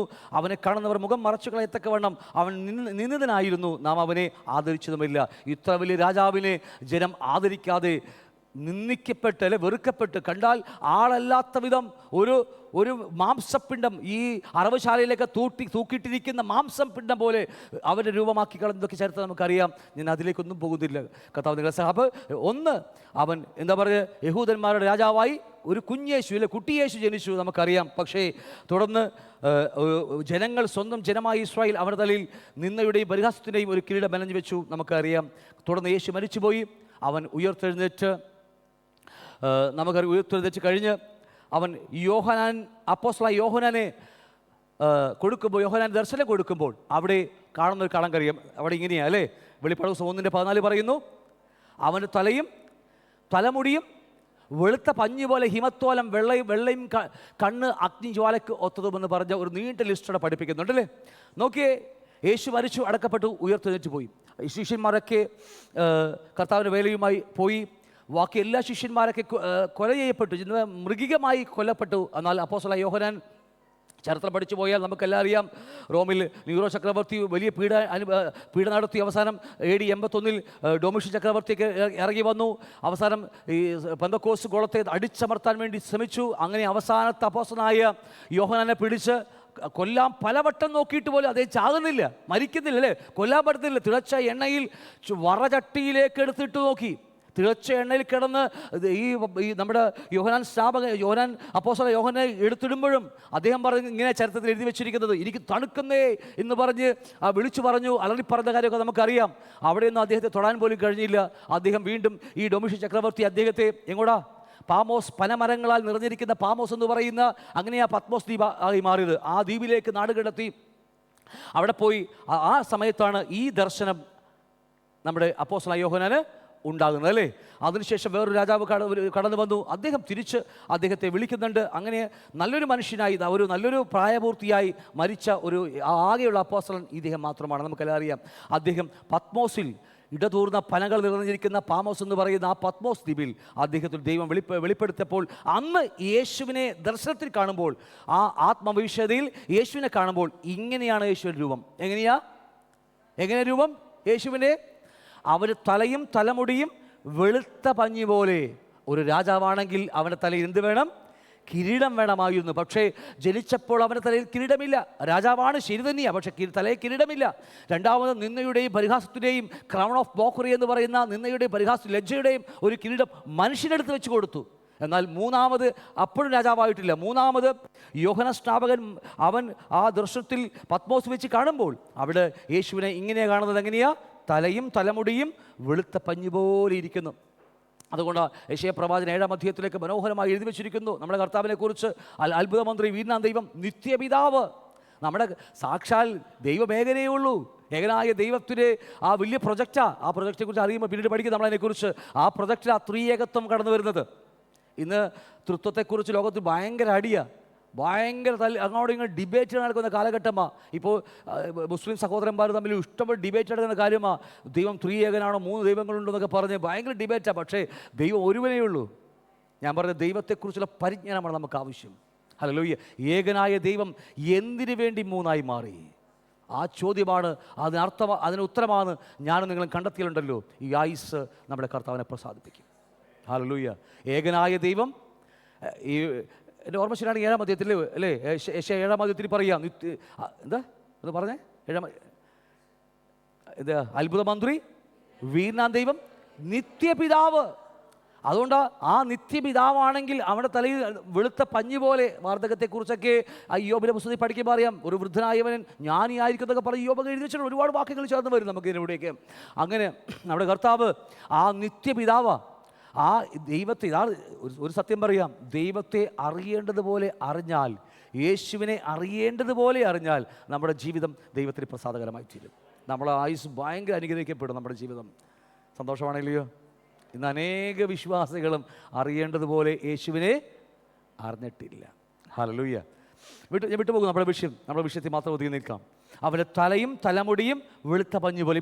ഇപ്പോഴും പത്മോസ് ദ്വീപിൽ മരിച്ചടക്കപ്പെട്ട് ഉയർത്തെഴുന്നേറ്റ് എന്താ പറയുക, 40 ദിവസം ശിഷ്യന്മാരോട് നടന്ന് ഉണ്ടും അല്ലേ ഉറങ്ങും ഭക്ഷിച്ചൊക്കെ നടന്ന യേശു, 500-ലധികം ആൾക്കാർക്ക് ഒരേ സമയം പ്രത്യക്ഷനായ യേശു, ശിഷ്യന്മാരൊക്കെ കൈകൊണ്ട് തൊട്ടു നോക്കി ആ യേശു. അവൻ സ്വർഗാരോഹണം ചെയ്ത് സ്വർഗത്തിലേക്ക് പോകുമ്പോൾ ദൂതന്മാർ പറയുന്നുണ്ട്, പോയതുപോലെ അവൻ വീണ്ടും വരുമെന്നൊക്കെ പറഞ്ഞ് സ്വർഗത്തിലേക്ക് പോയ ശേഷം കുറേ വർഷങ്ങൾ പിന്നെയും വർഷങ്ങൾ കഴിഞ്ഞ ശേഷം പത്മോസിൽ വെച്ച് യോഹന്നാൻ ദർശനം കാണുമ്പോൾ അപ്പോഴും അവൻ്റെ തലയിൽ എന്തില്ല? രാജാവിൻ്റെ സിംബലില്ല. തലയിൽ എന്തില്ല? കിരീടമില്ല. അവനെന്നും രാജാവായിട്ടില്ല എന്ന കാര്യം സത്യമായ കാര്യമാണ്. എത്ര നിങ്ങൾക്ക് പറഞ്ഞ് മനസ്സിലാവുന്നുണ്ടോ? ഓക്കെ. തുടർന്ന് വീണ്ടും ഒരു യേശുവിനെ നമുക്ക് കാണാൻ കഴിയും. വെളിപ്പാട് പുസ്തകം 14-ാം അധ്യായം 14-ാം വാക്യത്തിൽ അല്ലേ? എങ്ങനെയാ വായിച്ചോ.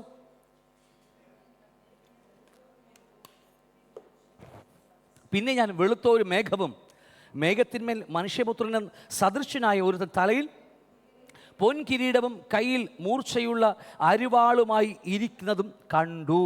അല്ലേ? അപ്പോൾ വിഷയങ്ങൾ മാറി മാറി വരികയാണ്. മത്തായി കണ്ട യഹൂദന്മാർ രാജാവ് ജനിച്ചു വന്ന യേശുവിൻ്റെ തലയിൽ കിരീടമില്ലായിരുന്നു. പക്ഷേ ആരാ? രാജാവ് തന്നെയാണ്. മനുഷ്യൻ അവൻ്റെ തലയിൽ വെച്ചു കൊടുത്ത കിരീടമുണ്ട്. മുൾക്കിരീടം, നിന്ദയുടെ, പരിഹാസത്തിൻ്റെ കിരീടം. പത്മോസിൽ വെച്ച് അപ്പോസ്തലൻ യോഹന്നാൻ കാണുന്ന ദർശനത്തിൽ വെളുത്ത പഞ്ഞു പോലെയുള്ളൂ. അവന് മുടി എന്തില്ല?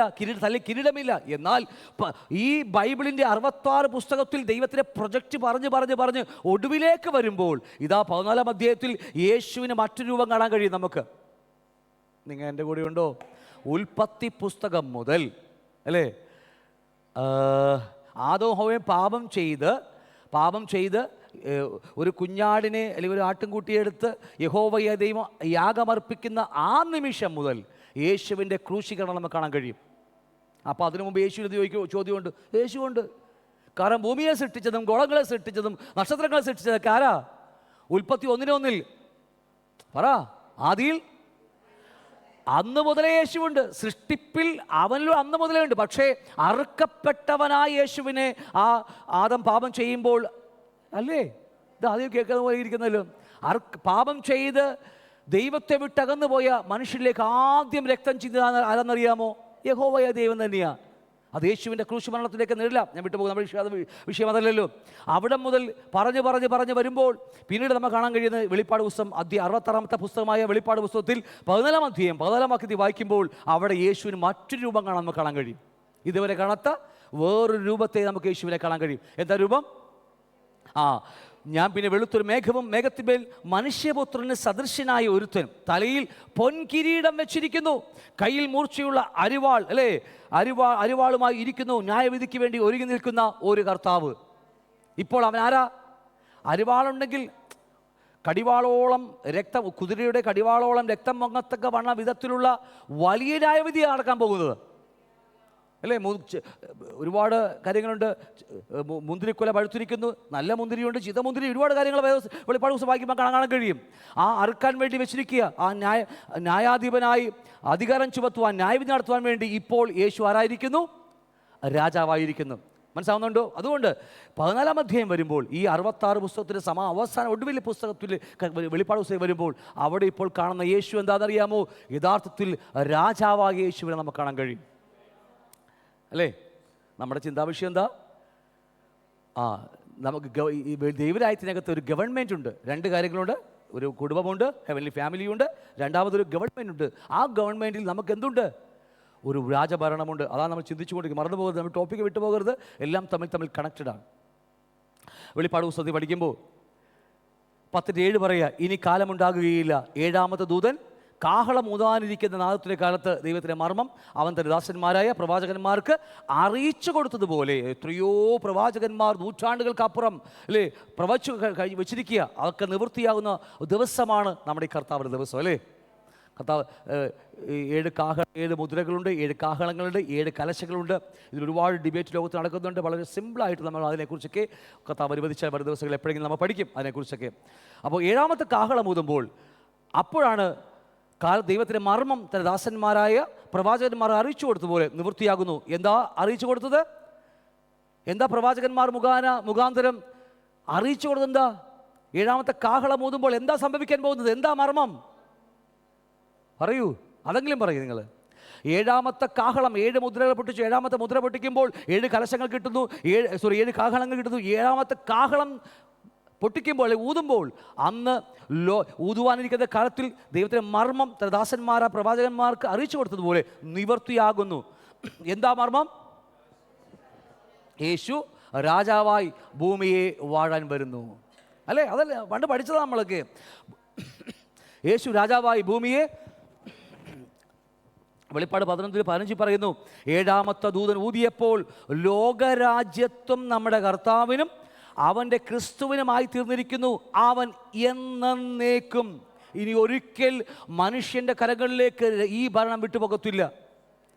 മനുഷ്യനല്ല ഇനി ലോകത്തെ ഭരിക്കാൻ പോകുന്നത്. ഭൂമിയെയും പുതിയ ഭൂമിയെയും അല്ലെങ്കിൽ മറ്റൊരു വരാനിരിക്കുന്ന ആ ഭൂമിയിൽ പോലും ഇനി ഭരിക്കുന്നത് ദൈവം മാത്രമായിരിക്കുന്ന കാര്യം മറന്നു പോകരുത്. ഇനി അല്പനാൾ കൂടി മാത്രമേ ഈ ഭൂമിയിൽ മനുഷ്യർക്ക് ഭരിക്കുവാൻ ദൈവം അധികാരം കൊടുത്തിട്ടുള്ളൂ.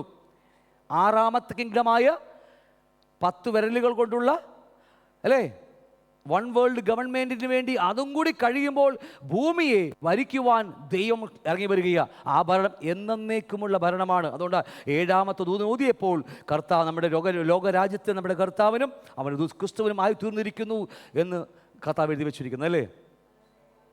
നമുക്ക് പോരാങ്ങൾ കയറിയിട്ടില്ല. നമുക്കറിയാം കർത്താവ് രാജാവാകുമ്പോൾ അന്നാ എനിക്കും നിങ്ങൾക്ക് രാജവാഴ്ച കിട്ടുന്നത്. അതങ്ങോട്ട് കത്തിയിട്ടില്ല അകത്തല്ലേ, അങ്ങോട്ട് വെളിവായിട്ട് അങ്ങോട്ട് ഒരു പ്രകാശമാകുന്നില്ല അങ്ങോട്ട് നമ്മൾ.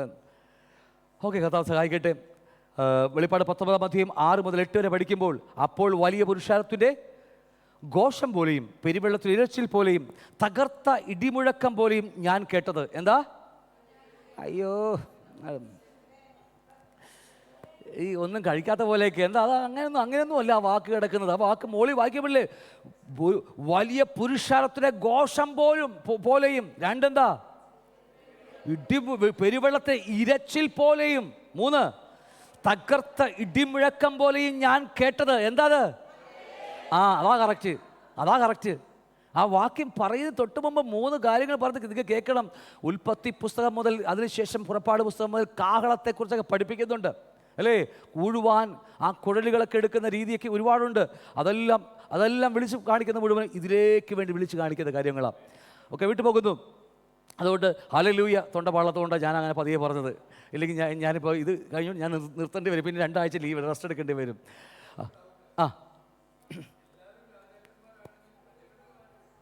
ഉണ്ട്, പ്രജകളുണ്ടല്ലോ.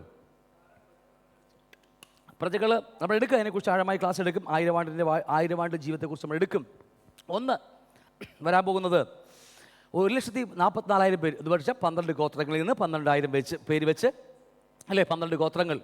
പഴയ നിയമത്തിൽ 12 ഗോത്രങ്ങളിൽ ഒരുത്തം പോവും, ദാൻ ഗോത്രം പോകും, അതിനുശേഷം വേറൊരു ഗോത്രം കടന്നു വരും. അങ്ങനെ 12 ഗോത്രത്തിൽ നിന്ന് 12,000 പേര് വെച്ചിട്ട് 1,44,000 പേര് ഇതേ ശരീരത്തിൽ യഹൂദന്മാർ 1000 ആണ്ടിലേക്ക് കടക്കും. അതിനുശേഷം ഒരു യഹൂദൻ്റെ തൊങ്ങലിൽ 10 പേർ വെച്ച്, ഒരു യഹൂദൻ്റെ തൊങ്ങൽ എന്ന് പറഞ്ഞാൽ 10 പേർ വെച്ച് അത്രയും കൂട്ടിയെടുത്തോ എനിക്കറിയത്തില്ല, അത്രയും കൂട്ടിയെടുത്തു. അത്രയും പേര് 1000 ആണ്ടിലേക്ക് ഇതേ ശരീരത്തിൽ കടന്നു വരും. ഞാൻ പറയുന്ന ശരീരം മനസ്സിലായോ? ഹ്യൂമൻ ബോഡി എന്ന് പറയും അല്ലേ. ഒരുപാട് റിസറക്റ്റഡ് ബോഡിയുണ്ട്, സ്പിരിച്വൽ ബോഡിയുണ്ട്, ഗ്ലോറിഫൈഡ് ബോഡിയുണ്ട്, ഒരുപാട് ശരീരങ്ങൾ നമുക്കുണ്ട്. അതിനെക്കുറിച്ച് പിന്നീട് എപ്പോഴും പഠിക്കും നമ്മൾ. ഇതേ ശരീരത്തിലേക്ക് നമ്മൾ കടന്നു വരും 1000 ആണ്ടിലേക്ക്. 1,44,000 പേരായ കറക്റ്റ് കണക്കായ ആരാ? വെളിപ്പാട് ദിവസം 7-ാം അധ്യായത്തിൽ പറഞ്ഞിരിക്കുന്ന ആ യഹൂദന്മാർ ഇതേ ശരീരത്തിൽ ഈ ഹ്യൂമൻ ബോഡിയിൽ. രണ്ടാമത് ആരാ? അവരെ സഹായിച്ച, ഭൂമിയിൽ നിന്ന് കളക്ട് ചെയ്തിരിക്കുന്ന, എല്ലാം കഴിഞ്ഞ് അവസാനം യഹൂദന്മാരെ സഹായിച്ച ഒരുപറ്റം ജാതികളുണ്ട്. ആ ജാതികളും 1000 ആണ്ടിലേക്ക് കടന്നു വരും. അവരാണ് അന്നത്തെ പ്രജകൾ. ക്ലിയർ ആണോ? പ്രജകൾ. അവിടെയാണ് ഒരു കർത്താവിനോട് ഇങ്ങനെ ചോദിച്ചില്ലേ, പത്രോസ് ഇങ്ങനെ ചോദിച്ചു, ഞങ്ങൾ ഇതൊക്കെ വള്ളവും വലയൊക്കെ വിട്ടിട്ട് ഞങ്ങൾ നിന്നെ അനുഗമിച്ചു, ഞങ്ങൾക്ക് എന്ത് കിട്ടുമെന്ന് ചോദിച്ചില്ലേ? കർത്താവ് എന്താ മറുപടി പറഞ്ഞത്? എന്നോട് കൂടെ പറ, കറക്റ്റാ, ശരിയോ? പറഞ്ഞോ എന്താ? 1000 ആണ്ടിൽ 12 ഗോത്രങ്ങളെ വായിച്ചില്ലേ നിങ്ങൾ? 12 ഗോത്രങ്ങളെ ഭരിക്കുവാൻ ഞാൻ നിങ്ങൾക്ക്. അപ്പോൾ ഇസ്രായേൽ ഗോത്രം ആ 1,40,000 പേര്, അത് പറ്റി ഒരുപാട് ജനങ്ങളാണ് വേറെ കാര്യം. അത്രയും ജനങ്ങളെ ഭരിക്കുവാനുള്ള അധികാരം കൊടുത്തിരിക്കുന്നത് അപ്പോസ്തലന്മാർക്ക് മാത്രമാണ്. എന്നാൽ നമ്മളൊക്കെയുണ്ട്, ഈ അപ്പോസ്തലന്മാർക്ക് താഴെ കിടക്കുന്ന ആൾക്കാർ 5 പട്ടണവും 10 പട്ടണവും അത്രയും നമുക്കറിയത്തില്ല അല്ലേ? അത് ഭരിക്കാൻ കിട്ടുന്നത് നമ്മൾക്കായിരിക്കും. അപ്പോസ്തലന്മാർക്ക് അത് വിട്ടുപോയി. നമുക്ക് യഹൂദന്മാരെ ഭരിക്കുവാനുള്ള അവകാശം നമുക്കില്ല, കാരണം നമ്മുടെ കയ്യിൽ നിന്നൊക്കെ നഷ്ടപ്പെട്ടു പോയി. അപ്പോസ്തലന്മാർക്ക് മാത്രമുള്ളതാണ്. എന്നാൽ 1000 ആണ്ടിൽ നമുക്ക് രാജഭരണമുണ്ട്. ഇവരോട് ചേർന്ന് നിന്നുകൊണ്ട് 5 പട്ടണത്തിനും 10 പട്ടണത്തിന് അധികാരികളാക്കി ദൈവം നമ്മെ ഭരിക്കും. അവരാണ് പ്രജകൾ. നമ്മൾ ഈ ബോഡിയല്ല. പറ എന്നോട് കൂടി, നിങ്ങൾ പണ്ടൊക്കെ ഇഷ്ടം പോലെ ഞാൻ ഇങ്ങനെ അപ്പോൾ ആവർത്തിച്ചാഴ്ച പറയുക, എന്താ? ഈ ബോഡിയിലല്ല, ഇവിടെ നിന്ന് ഇങ്ങനെ പോയി ഉയർത്തെഴുന്നേറ്റ ബോഡിയിൽ പോയി 7 വർഷം മണിയറായി കടന്നു അല്ലേ? യേശുവിനോട് കൂടി ആകാശം മണിയറി കടന്നിട്ട് 7-ാമത്തെ വർഷം നമ്മൾ ഒലിവലിലേക്ക് വന്ന് കാലിയ വിട്ടുമ്പോൾ നമ്മൾ മറ്റൊരു ശരീരത്തിൽ ഉയർത്തെഴുന്നേറ്റ റിസറക്റ്റഡ് ബോഡിയിൽ നമ്മൾ ഈ ഭൂമിയിലേക്ക് ഇറങ്ങി വരികയാണ്. അന്ന് നമ്മൾക്ക് എന്താ പറയുക, UK പോകാൻ ഇങ്ങനെ സെക്കൻഡ് മതി UK പോകാനായിട്ട് അല്ലേ?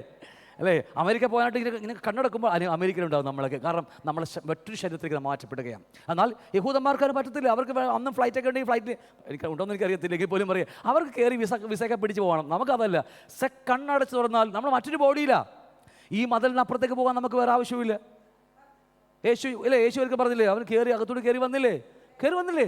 അതിനെക്കുറിച്ച് ആഴമായി 1 കൊരിന്ത്യർ ലേഖനം 15-ാം അധ്യായത്തിൽ നിന്നുകൊണ്ട് നമ്മൾ ആഴമായി ആ ക്ലാസ്സൊക്കെ പിന്നീട് പഠിക്കും. ഈ ക്ലാസ് വരും, ഇതൊക്കെ വരും. കർത്താവ് വന്നില്ലെങ്കിൽ നമ്മളതിനെക്കുറിച്ചൊക്കെ പഠിക്കും. അതുകൊണ്ട് വളരെ ചുരുക്കി ഞാൻ ക്ലാസ് എടുത്ത് വിട്ട് വേഗത്തിൽ ഓടിച്ച് വിട്ടു പോകുന്നത്. സംശയമില്ല? വേറെ ഉണ്ടോ? സംശയമില്ലേ? ക്ലിയർ അല്ലേ? അപ്പോൾ അതുകൊണ്ട് വെളിപ്പാട് ദിവസം 19-ാം അധ്യായം 6 മുതൽ 8 വരെ പഠിക്കുമ്പോൾ വലിയ ഇടിമുഴക്കം പോലെയൊക്കെ സൗണ്ട് കേട്ടു. ഇതാ ഹല്ലേലൂയ എന്ന വാക്കിലെ സർവ്വശക്തിയിലുള്ള നമ്മുടെ ദൈവമായ കർത്താവ് രാജ്യത്തപേക്ഷിച്ചിരിക്കുന്നു. നാം സന്തോഷിച്ച് ഉല്ലസിച്ച് അവന് മഹത്വം കൊടുക്കുക. കുഞ്ഞാടിൻ്റെ കല്യാണം വന്നുവല്ലോ. ആരുടെ കല്യാണം? കുഞ്ഞാടിൻ്റെ കേട്ടോ, നമ്മുടെ അല്ല. അതാ എനിക്ക് ഇത് മനസ്സിലാവുന്നില്ല ഞാൻ പറയുന്നത് അല്ലേ? കുഞ്ഞാടിൻ്റെ കല്യാണം വന്നുപോലെ എന്നൊക്കെ നമുക്ക് പറയാൻ നല്ല സന്തോഷമാണ്. ഇത് ആരുടെ കല്യാണമോ? എൻ്റെ കല്യാണമാ. എനിക്ക് അതാ കേൾക്കേണ്ടത്. അത് അങ്ങനെ കേൾക്കുന്നില്ല അങ്ങോട്ട്. കുഞ്ഞാടിൻ്റെ കല്യാണം വന്നുപോലോ എന്ന് പറയുമ്പോൾ അത് ആരുടെയാ? എൻ്റെയും നിങ്ങളുടെയാ. അതിനുവേണ്ടി ഈ ജീവിക്കുന്ന നമ്മുടേത് അല്ലേ? അതിനുവേണ്ടി നമ്മൾ ഈ രൂപാന്തരപ്പെടുന്ന ഓരോ ദിവസം യേശുവിനെ പോലെ ആയി മാറാനുള്ള വ്യഗ്രത അല്ലേ? എന്താ പറയുക, ഏത് വിധേനയും മരിച്ചവരുടെ ഇടയിൽ നിന്നുള്ള പുനരുദ്ധരണം പ്രാപിക്കുവാൻ, മരണത്തെ ജയിച്ച് പാവമല്ലേ മരണമേ എന്നൊക്കെ പറഞ്ഞ് വിളിച്ചവനെ ലജ്ജിപ്പിച്ചുകൊണ്ട് ഉയർത്തെഴുന്നേൽക്കാൻ വേണ്ടി ഈ കിടന്ന് പെടാപ്പാട് പെടുന്നത്. ഈ ബൈബിൾ പഠിക്കുന്ന, കുത്തിയിരുന്ന് വായിക്കുന്ന, രാവിലെ 5 അധ്യായം രാജീവ് ഇട്ടിട്ട് വായിച്ചിട്ട് പിന്നെ രാജീവിന് ദേഷ്യം തോന്നും, എന്നാലും കുത്തിയിരുന്ന് വായിക്കുന്നത് എന്തുകൊണ്ടാണെന്ന് അറിയാമോ? അത് ഏത് വിധേനയും മരിച്ചവരുടെ ഇടയിൽ നിന്നൊരു പുനരുദ്ധരണം പ്രാപിക്കാൻ വേണ്ടിയാ. അതിനല്ലേ? അത് രാജാവിനല്ല, രാജീവിനെ പ്രസാദിക്കാൻ വേണ്ടിയാണോ? അപ്പം അതുകൊണ്ട് നാം സന്തോഷിച്ച് ഉല്ലസിച്ച് അവന് മഹത്വം കൊടുക്കുക. എൻ്റെയും നിങ്ങളുടെയും കല്യാണമാണത്. ഹല്ലേലൂയ. സിംബോളിക്കാ കല്യാണം എന്നൊക്കെ പറയുമ്പോൾ അങ്ങനത്തെ കല്യാണമല്ല, സിംബോളിക്കുള്ള കാര്യമാണ്. കുഞ്ഞാടെ കല്യാണം വന്നുപോലോ, തൻ്റെ കാന്തയും തന്നെത്താൻ. അപ്പോൾ ഈ കാര്യം ഒന്ന് മറന്നു പോകരുത്. ഇത് ക്ലാസ് ഇതല്ല, പിന്നീട് പഠിക്കും. തന്നെത്താൻ ഒരുക്കിയിരിക്കുന്നു. ഇതാരും ഒരുക്കുന്ന പരിപാടിയല്ല. സോണിയൻ കൈ എന്താ ഇവിടെ ഒരു ഇതുണ്ടല്ലോ, ബ്യൂട്ടി പാർലർ, ഡോണിയൻ കൈയാണ് പെണ്ണുങ്ങൾക്ക്. ഡോണിയൻ കൈ കറക്റ്റായിട്ട് അറിയാം അവർക്കൊക്കെ അല്ലേ? ഞാൻ അപ്പോൾ എന്തോ ഇതൊക്കെ ഈ ബ്യൂട്ടി പാർലർ കാണുമ്പോൾ നമ്മൾ എന്താ മൂക്കത്ത് എന്തൊക്കെ കാണിച്ചു കൊടുത്ത് പറയണ്ട അല്ലേ? 10-65 വയസ്സുള്ള അമ്മൂമ്മമാരൊക്കെ തള്ളമാരി ഒന്നും ഞാൻ കേട്ടിട്ടില്ലല്ലേ? അകത്തെ കയറി അല്ലേ, പുറത്തേക്ക് ഇറങ്ങുമ്പോൾ 30 വയസ്സ്. എന്തിനാ കാണുമ്പോൾ നമ്മൾ കളിയാക്കൊന്നും വേണ്ട. നമ്മൾ പൊറുകിക്കൊണ്ടിരിക്കുക. പണ്ട് ഉണ്ടായിരുന്ന ഈ ഞാനല്ല, ഈ ഞാൻ ഇപ്പം കാണുന്ന ഞാൻ. പണ്ട് ഇതിനൊക്കെ എന്തൊക്കെയാണ് പറഞ്ഞു കൂട്ടി, ഇത് ചെയ്ത് കൂട്ടി, ചിന്തിച്ചു കൂട്ടി, ഇതൊക്കെ വചനം കയറി ഒരുപാട് പരിവുമായി. ഇപ്പോൾ പരിവായില്ലേ? ഇല്ലേ? ഇതൊക്കെ പരുവം ആക്കിക്കൊണ്ടിരിക്കുക ദൈവം നമ്മളെ ഉടച്ച് ഉടച്ച് ഉടച്ച് ഒരു പരുവത്തിലാക്കിക്കൊണ്ടിരിക്കുക നമ്മളല്ലേ. എന്തുമാകട്ടെന്ന് അറിയുമ്പോൾ മറ്റൊന്നുമല്ല, നമ്മുടെ എന്താ പറയുക, കാന്ത തന്നെത്താൻ ഒരുക്കിയിരിക്കുക നമ്മുടെ പ്രവർത്തികളാണ്. ഞാൻ അതുകൊണ്ടാണ് പറഞ്ഞത്, നമ്മുടെ ഓരോ പ്രവൃത്തികളും ചുമ്മാ പ്രവൃത്തികളല്ല. ഒരു ചെറിയ കാര്യം പോലും സ്വർഗത്തിലേക്ക് നമ്മൾ ഒരുക്കുക. നമ്മുടെ കല്യാണ വസ്ത്രത്തിൽ തൊങ്ങലുകൾ കൂട്ടിക്കൊണ്ടിരിക്കുക. ചിലരുടെ കല്യാണത്തിന് വെറുതെ വെള്ളം ഉടുപ്പ് മാത്രമേ ഇരിക്കുകയുള്ളൂ. ചിലർ നെക്ലസ് എന്താ പറയില്ലേ, കല്ലൊക്കെ വെച്ച് കൊത്തി. ഈ ജീവിതത്തിൽ നമ്മുടെ ചെറിയ ജീവിതമേ ഉള്ളൂ. ജീവിതത്തിൽ ഒരുപാട് കാര്യങ്ങൾ നമുക്ക് ചെയ്യാനുണ്ട്. ഞാൻ നിങ്ങൾക്ക് ഒന്നും ക്ലാസ് എടുത്തിട്ട് പോലുമില്ല. നമ്മുടെ ഈ ആയുസ്സിൽ നമ്മൾ ചെയ്യുന്ന ഓരോ പ്രവൃത്തികളൊക്കെ നമ്മൾ നിസ്സാരമായി കളയും. പക്ഷേ കല്യാണ ദിവസം വരുമ്പോൾ നിങ്ങളറിയാം, അന്നറിയും ഈ തൊങ്ങലിന്മേൽ, ഈ ഡ്രസ്സിന്മേൽ, വൈറ്റ് ഡ്രസ്സിന്മേൽ വരാൻ പോകുന്ന ഓരോരോ തൊങ്ങലുകൾ. ഓക്കെ, വിട്ടേക്ക്. അതൊക്കെ ഒന്ന് കാണുമ്പോഴേ ഈ ആയുസ് അവന് വേണ്ടി ഓടാൻ തോന്നത്തുള്ളൂ. ഇല്ലെങ്കിൽ അവിടെ വീട്ടിലങ്ങനെ എന്താ പറയുക, ചടഞ്ഞുകൂടി അങ്ങനെ നമ്മളങ്ങനെ ജീവിച്ച് തള്ളിത്തീർക്കും ഹല്ലേലൂയ പാട്ടൊക്കെ പാടി. പക്ഷേ പ്രവൃത്തികൾക്കുമുണ്ട്. പ്രവൃത്തികൾ രക്ഷയ്ക്ക് വേണ്ടിയുള്ള രക്ഷയ്ക്ക് പ്രവൃത്തിയില്ല, പക്ഷേ പ്രതിഫലത്തോട് പ്രവൃത്തിയുണ്ട്. കാര്യം മറന്നു പോകരുത്. രക്ഷിക്കപ്പെടുവാൻ, സ്വർഗം പ്രാപിക്കുക, രക്ഷ പ്രാപിക്കുവാൻ, കർത്താവിനെ പ്രാപിക്കുവാൻ നമുക്ക് പ്രവൃത്തി വേണ്ട. പക്ഷേ പ്രവൃത്തി വേണ്ട എന്ന് പറയുമ്പോഴും രണ്ട് ആംഗിളിൽ നിന്ന് ചിന്തിക്കണം. നമ്മൾ ആത്മീയമായ ആംഗിളിൽ നിന്ന് ചിന്തിക്കണം. വിശ്വാസത്തിനും എന്തുണ്ട്? ഇപ്പോൾ കൺഫ്യൂഷനായ വിശ്വാസത്തിന് എന്തുണ്ട്? ആത്മീയ തലത്തിൽ കണ്ണോട് നോക്കണം. ആത്മീയമായ സൈഡുണ്ട് അതിന്. വിശ്വാസത്തിന് പ്രവൃത്തിയുണ്ട്, ഇല്ലേ? ഞാൻ ഇല്ലെന്ന് പറയുമ്പോഴും മറു സൈഡിൽ ഉണ്ട്. വിശദമായി പഠിച്ചില്ലെങ്കിൽ നമുക്കത് വ്യത്യാസം വരും. എന്തുമാകട്ടെ, ഞാൻ വിട്ടുപോകുക. നാം സന്തോഷിച്ച് ഉല്ലസിച്ച് അവന് മഹത്വം കൊടുക്കുക. കുഞ്ഞാടിൻ്റെ കല്യാണം വന്നുവല്ലോ, തന്റെ കാന്തയും തന്നെത്താൻ ഒരുക്കുകയാണ്. നാം ചെയ്യുന്ന ഓരോ ചെറിയ ചെറിയ പ്രവർത്തിക്കും ഒരു പോലും ദൈവരാജ്യത്തിന് വേണ്ടി കൊടുക്കുമ്പോൾ, അല്ലേ, ഒരു ചെറിയ കാര്യം സൽപ്രവൃത്തി ചെയ്യുമ്പോൾ അതെല്ലാം നമുക്കാണ് ഗുണം ചെയ്യുന്നത്. കാന്തനെ ആയി തീരുവാൻ നമ്മളും തന്നെത്താൻ നമ്മൾ ഒരുക്കുകയാണ്. ഞാൻ വിട്ടുപോകുക. നമ്മുടെ വിഷയം ആഴമായ വിഷയമാണെന്ന് വിട്ടുപോകുക. അത് പറയാം, അവൾക്ക്, ആർക്കാ? അവൾക്ക്, കർത്താവിനെ വരെ പോകുന്നവൾക്ക് കേട്ടോ, നമുക്കല്ല, കർത്താവിനെ വരെ പോകുന്നവൾക്ക് ശുദ്ധവും ശുഭ്രവുമായ വിശേഷം. ഞാൻ ഈ നാവുകൾ വളച്ച് പഠിക്കുന്നത് ഈ വാക്കുകളൊക്കെ വല്ലാത്ത വാക്കാണ്. ഒന്നാമത് ഷുഗറാണ്, വാക്ക് ഇങ്ങനെ സ്പ്ലിറ്റ്, ഇങ്ങനെ തെന്നിപ്പോവുക വാക്ക് സംസാരിക്കുമ്പോൾ. അതുകൊണ്ട് ഈ വാക്കൊക്കെ പറയണമെങ്കിൽ ഇരുത്തി പറയണം. ഇതിന് ശുദ്ധവും ശുഭ്രവുമായ വിശേഷ വസ്ത്രം ധരിപ്പാൻ കൃപ ലഭിച്ചിരിക്കുന്നു. ആ വിശേഷ വസ്ത്രം വിശുദ്ധന്മാരുടെ ഇപ്പം ചെയ്യേണ്ട പ്രവൃത്തിയാണ്. ചത്തുപോയിട്ട് അവിടെ ചെന്നിട്ട് ചെയ്യുന്ന പ്രവൃത്തിയല്ല, ഇപ്പോൾ ജീവനോടിരിക്കുമ്പോൾ ചെയ്യേണ്ട പ്രവൃത്തികൾ അതൊക്കെ. ഓരോ നീതി പ്രവൃത്തികളൊക്കെ നമുക്ക് വിശേഷ വസ്ത്രമായി ശുദ്ധവും ശുഭ്രവുമായിട്ട് നമ്മുടെ കല്യാണ ഡ്രസ്സിൽ ഇവിടെ പണിയാൻ പോയല്ലേ. പെണ്ണുങ്ങൾ കല്യാണം കഴിക്കുമ്പോൾ നമ്മൾ ഒരു ഡ്രസ്സൊക്കെ പണി താഴെ കിടക്കുന്ന ഡ്രസ്സൊക്കെ ഉണ്ട്, അതൊന്നും അറിയാൻ പാടില്ല. എന്തൊക്കെ ഗൗണൊക്കെ അതുപോലെ ഗൗണൊക്കെ ഉണ്ടാക്കിക്കൊണ്ടിരിക്കുക. നമ്മളറിയാത്തതുകൊണ്ടാണ്. നമ്മുടെ ഓരോ ചെറിയ പ്രവൃത്തികൾ, ഓരോ ചെറിയ സൽപ്രവൃത്തികൾ, ഓരോ നമുക്ക് ദൈവരാജ്യത്തിന് വേണ്ടി കൊടുക്കുന്നത് എന്തുമാകട്ടെ, അതെല്ലാം വിശുദ്ധന്മാരുടെ നീതി പ്രവൃത്തികളൊക്കെ നമ്മുടെ കല്യാണത്തിന് അന്നേ നമുക്കറിയത്തുള്ളൂ. കാഹളം ധരിക്കുമ്പോൾ അന്നറിയാം. നമ്മളിവിടെ കേൾക്കുന്ന ഓരോ വാക്കുകളും വീണ്ടും വീണ്ടും പ്രേരിപ്പിക്കും, അല്ലേ? നിങ്ങൾ ഫോഴ്സ് ചെയ്യുമ്പോൾ അതിൻ്റെയൊക്കെ മറുപടി അന്ന് നമുക്ക് ലഭിക്കും. ഇന്ന് ഒരുപക്ഷെ വിശ്വാസാൽ ആത്മീയ കണ്ണു തോന്നി കണ്ടില്ലെങ്കിൽ നമുക്കൊരുപക്ഷെ ഇത് മനസ്സിലാകത്തില്ല. ഇത്രയ്ക്ക് പറഞ്ഞ് മനസ്സിലാവുന്നുണ്ടോ? അപ്പോൾ ഏഴാമത്തെ കാഹളം ദൂതൻ ഊതുമ്പോൾ അന്ന് ലോകരാജ്യത്തും നമ്മുടെ കർത്താവിനും ക്രിസ്തുവിനുമായി തീരും എന്ന കാര്യം മറന്നു പോകരുത്. അപ്പോൾ മനസ്സിലായോ? 14 അധ്യായം വന്നപ്പോൾ നമ്മുടെ കർത്താവ് രാജാവായി മാറിയിരിക്കുന്ന കാര്യം മറന്നു പോകരുത്. അതിനുശേഷമാണ് നമ്മുടെ കർത്താവ് തൻ്റെ മണവാട്ടിയെ ചേർപ്പാൻ വരുന്നത്. എന്നിട്ട് നമ്മൾ 3 കാര്യങ്ങളെ കണ്ടു. ഒന്ന്, യഹൂദന്മാരുടെ രാജാവായിട്ട് പിറന്ന യേശുവിനെ, അല്ലേ, കുഞ്ഞേശു. ഇപ്പോൾ ക്രിസ്മസിൽ കാണാൻ പറ്റും നമുക്ക്. പെന്തക്കോസ്തുകാരുടെ വീട്ടിൽ ഇഷ്ടംപോലെ ഉണ്ടാവും. പുൽക്കൂടും ഉണ്ണിവേശും വൈനും മിണ്ടിയില്ല. എല്ലാം പെന്തക്കോസ്തുകാരൊക്കെ എല്ലായിടത്തുമൊക്കെ ഇതൊക്കെ അലിഞ്ഞു പോയത് കൊണ്ടാണ്, ചേർന്ന് പോയി. ഇനി അതൊക്കെ കളയാൻ പറ്റത്തില്ല. എല്ലാം നമുക്ക് കാണാൻ പറ്റും. നക്ഷത്രമൊക്കെ അവിടെയും തിളങ്ങും. ഓക്കെ, എന്തുവാകട്ടെ, ഇവിടുത്തെ കാര്യമല്ല, പുറത്തെ ആൾക്കാരെ കുറിച്ച് പറഞ്ഞതാണ്. അപ്പോൾ എന്തുവാകട്ടെ, അപ്പോൾ ഒന്ന്, ഉണ്ണിയേശുവിനെ കുറിച്ചല്ലേ നമുക്ക് കണ്ടു. രാജാവായി ജനിച്ചിട്ട് പോലും അവിടെ തല കിരീടമില്ല. രണ്ടാമത് നമുക്കറിയാം, അല്ലെ, ഒരു നിന്ദയുടെയും പരിഹാസത്തിൻ്റെയും ഒരു കിരീടം മനുഷ്യന് വെച്ചു കൊടുത്തു. മനുഷ്യൻ എന്ന് പറഞ്ഞാൽ സ്വന്തം ജനത വെച്ചു കൊടുത്തു. അത് നമുക്കറിയാം, സ്വന്തം രാജാവിൻ്റെ തലയിൽ വെച്ചു കൊടുത്ത കിരീടം. മൂന്നാമത് നമുക്ക് കണ്ടു 14 അധ്യായത്തിൽ കണ്ടു, എന്താ? കർത്താവ് രാജ്യത്ത് വെച്ചിരിക്കുന്നു. യഥാർത്ഥത്തിൽ അവൻ രാജാവായി മാറിയിരിക്കുന്നു. പക്ഷേ അതുകൊണ്ട് കാര്യമില്ലല്ലോ. നമുക്ക് പത്രോസ് ചോദിച്ച പോലെ ഞാനും ചോദിക്കുക, ഞങ്ങളെങ്ങനെ ഇതിൻ്റെ പുറകെയൊക്കെ വിട്ട് വെച്ചിട്ട് ജോലിയും കൂടൊക്കെ വിട്ടിട്ട് നിൻ്റെ പുറകെ വന്നിട്ട് ഞങ്ങൾക്ക് എന്ത് കിട്ടും? ഓതിയില്ലേ? നിങ്ങളൊക്കെ അതിവിശുദ്ധന്മാരായിരിക്കുന്നത്. ഞങ്ങളെന്ന് അങ്ങനെ ചോദിക്കത്തില്ലേ? ഞാനും ചോദിക്കും, കർത്താവേ, ഞാൻ ആയുസ് നല്ല കറക്റ്റ് 33.5 വയസ്സിൽ തികഞ്ഞ എന്താ പറയുക, തികഞ്ഞ ആരോഗ്യ ദൃഢഗാത്ര എന്തുവാട്ടെ അല്ലേ, അല്ല ഗൃഹഗാത്ര ആ സമയത്ത് 33.5 വയസ്സിൽ കർത്താവിനെ പിടിച്ചതാണ്. കറക്റ്റ് 33 വയസ്സിൽ. അന്ന് മുതൽ ഇന്ന് വരെ ഓട്ടം ഓടിക്കൊണ്ടിരിക്കുക, അല്പം പോലും റെസ്റ്റിലാണ് ഓടിക്കൊണ്ടിരിക്കുക. ഞാനും ചോദിക്കും, കർത്താവ്, ഞാനിതൊക്കെ വിട്ട് പിരിഞ്ഞ് നല്ല ആയുസ് ഇപ്പോൾ കോലം കെട്ടി ഇപ്പോൾ എല്ലാം ഡാമേജായി കോലം കെട്ടിരിക്കുക. ഞാൻ നിന്നെ ഇത്രയും എല്ലാം വിട്ട് നിന്നെ അനുഗമിച്ചിട്ട് എനിക്കെന്ത് കിട്ടും? പത്രോസ് ചോദിച്ചോളൂ, ഞാനും ചോദിക്കും, ഇടയ്ക്കൊക്കെ ഞാനും പൊട്ടനാവും അല്ലേ, അല്ലേ, എനിക്കെന്ത് കിട്ടും? അതാണ് എനിക്കറിയേണ്ടത്, എനിക്കതറിയണം. നമുക്ക് ആർക്കും അറിയേണ്ട ആവശ്യമൊന്നുമില്ല. ഞങ്ങൾക്ക് കർത്താവ് തരുന്നത് പോലെ മതിയല്ലേ, അങ്ങനെയൊക്കെ അങ്ങനെ വെച്ച് കുഴപ്പമില്ല. പക്ഷെ ഞാൻ ചോദിക്കും, കർത്താവ് ഈ നല്ല യൗവനകാലത്ത് നല്ല ബിസിനസ്സിന് അങ്ങ് ടോപ്പിലേക്ക് വരുന്ന സമയത്ത് ഇതെല്ലാം വലിച്ചെറിഞ്ഞിട്ട് കർത്താവ് നിൻ്റെ പുറകെ ഞാൻ ഇറങ്ങിയതാണ്, എൻ്റെ ആയുസ്സും ആരോഗ്യം ഒക്കെ കിടന്ന് എനിക്ക് വേണ്ടി കിടന്ന്, എനിക്കെന്ത് കിട്ടും? ചോദിക്കാൻ പാടില്ല, എന്നാലും പറയാം, എന്ത് കിട്ടും? പത്രോസ് ചോദിച്ച പോലെ. അതാണ് നമുക്ക് അടുത്ത ചോദ്യം അല്ലേ, നമ്മുടെ അടുത്ത ചോദ്യം. വെളിപ്പാട് പുസ്തകം 19-ാം അധ്യായം 12-ാം വാക്യം അല്ലേ. വെളിപ്പാട് പുസ്തകം 19-ാം അധ്യായം വായിച്ചോ, ഒന്ന് വായിച്ചോ, വല്ലപ്പോഴും സമയം കിട്ടുന്നല്ലേ.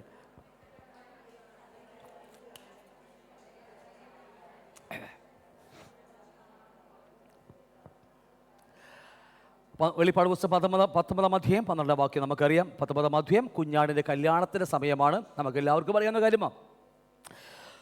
12-ാം വാക്യം പറയുന്നത്, അവൻ്റെ കണ്ണ് അഗ്നിജ്വാല, തലയിൽ അനേക രാജമുടികൾ, എഴുതിയിട്ടുള്ള ഒരു നാമവും അവനുണ്ട്, അത് അവനല്ലാതെ ആർക്കും അറിഞ്ഞുകൂടാ എന്നൊരു വാക്യം നമുക്ക് ബൈബിളിൽ കാണാൻ കഴിയും. നമുക്കറിയാം 14-ാം വാക്യത്തിൽ കർത്താവ് തലയിൽ കിരീടം വെച്ചുകൊണ്ട് രാജാവായി കയ്യിൽ അല്ലേ അരിവാളുമായിട്ട് വരുന്ന കർത്താവ് നമുക്ക് കാണാൻ കഴിയും. ന്യായവിധിയെക്കുറിച്ച് കർത്താവ് എന്തെങ്കിലും അനുവദിച്ചാൽ ജഡ്ജ്മെൻ്റ് എന്നൊരു ക്ലാസ് നമുക്കുണ്ട്. ജഡ്ജ്മെൻറ്റ്, ന്യായവിധിയെക്കുറിച്ച് ക്ലാസ് നമുക്ക് മനോഹരമായ ക്ലാസ് ഉണ്ട്. അത് നമ്മൾ അതിനെക്കുറിച്ച് ആഴമായി പഠിക്കും. എന്തുമാകട്ടെ, അതിനുശേഷം 19-ാം അധ്യായം കുഞ്ഞാടിൻ്റെ കല്യാണം കഴിയും. അതിനുശേഷം നമ്മൾ താഴേക്ക് വായിച്ചു കഴിയുമ്പോൾ കർത്താവ് കുഞ്ഞാടിൻ്റെ കല്യാണം കഴിഞ്ഞ ശേഷം അല്ലേ, നമ്മൾ കുഞ്ഞാടിൻ്റെ ക്രിസ്തുവിൻ്റെ കല്യാണം 4-ാം വാക്യം 3-ാം വാക്യം താഴേക്ക് പഠിച്ചു വരുമ്പോൾ കുഞ്ഞാടിൻ്റെ കല്യാണത്തെക്കുറിച്ച് പറഞ്ഞ് വായിച്ചതാണ്. അതിനുശേഷം 12-ാം വാക്യം വരുമ്പോൾ അവൻ്റെ കണ്ണ് അഗ്നിജ്വാല, തലയിൽ അനേക രാജമുടികൾ. അവൻ്റെ കണ്ണ് അഗ്നിജ്വാല എന്ന് പറയാൻ കാരണം എന്നറിയാമോ? അവൻ സകലതും അറിയുന്നവനാ. നമ്മുടെ ഓരോ ചെറിയ പ്രവൃത്തികൾ പോലും അറിയുന്ന കർത്താവാ, നമ്മുടെ നിരൂപണങ്ങൾ പോലും. ഞാൻ പറഞ്ഞ അർത്ഥം മനസ്സിലാവുന്നുണ്ടോ? എന്നിട്ടാണ് പറയുന്നത് അവൻ്റെ തലയിൽ അല്ലേ, നമ്മൾ ചെയ്ത ഒരു പ്രവൃത്തി, നിങ്ങളൊരു ചെറിയ പ്രവൃത്തി ചെയ്തിട്ടുണ്ടെങ്കിൽ, ദൈവദാസന്മാർക്ക് അല്ലേ അവർ സഹായിച്ചിട്ടുണ്ടെങ്കിൽ, അവർക്ക് വേണ്ടി ഇടിവിൽ നിന്ന് ആരും അറിയാതെ രാത്രി പ്രാർത്ഥിച്ചിട്ടുണ്ടെങ്കിൽ, നല്ല ദൈവദാസന്മാർക്ക് വേണ്ടി പ്രാർത്ഥിച്ചിട്ടുണ്ടെങ്കിൽ, ഞാൻ പറയാം അവൻ്റെ കണ്ണ് അഗ്നിജ്വാലക്കൊത്ത കണ്ണാണ്. ക്ലിയറാണോ? ഒന്നും വേസ്റ്റ് പോകത്തില്ല. ആ ദിവസം ഏത് ദിവസം എന്നറിയാമോ? തലയിൽ അനേക രാജമുടികൾ എഴുതിയിട്ടുള്ള ഒരു നാമം അവനുണ്ട്. നമുക്ക് തോന്നുമ്പോൾ അറിയാമോ, അനേക രാജമുടികൾ. വെളിപ്പാട് പുസ്തകം അതിൻ്റെ ഇംഗ്ലീഷ് വേർഷൻ വായിക്കുമ്പോൾ അവിടെ എഴുതി വെച്ചിരിക്കുക, and on his head were many crowns. അവിടെ ഇംഗ്ലീഷ് വേർഷൻ KJV വായിക്കുമ്പോൾ നമുക്ക് കാണാൻ കഴിയുന്നത് അവൻ്റെ തലയിൽ അനേക രാജമുടികളിൽ നിന്ന് മലയാളത്തിൽ എഴുതി വെച്ചിരിക്കുമ്പോൾ അവിടെ ഇംഗ്ലീഷ് വേർഷനിൽ എഴുതി വെച്ചിരിക്കുക അവൻ്റെ തലയിൽ അനേക കിരീടങ്ങൾ, അനേക ക്രൗൺസുകളെ. On his head were many crowns, ഒരുപാട് കിരീടങ്ങൾ അവരുടെ തലയിലുണ്ടെന്നാണ് അവിടെ എഴുതി വെച്ചിരിക്കുന്നത് അല്ലേ.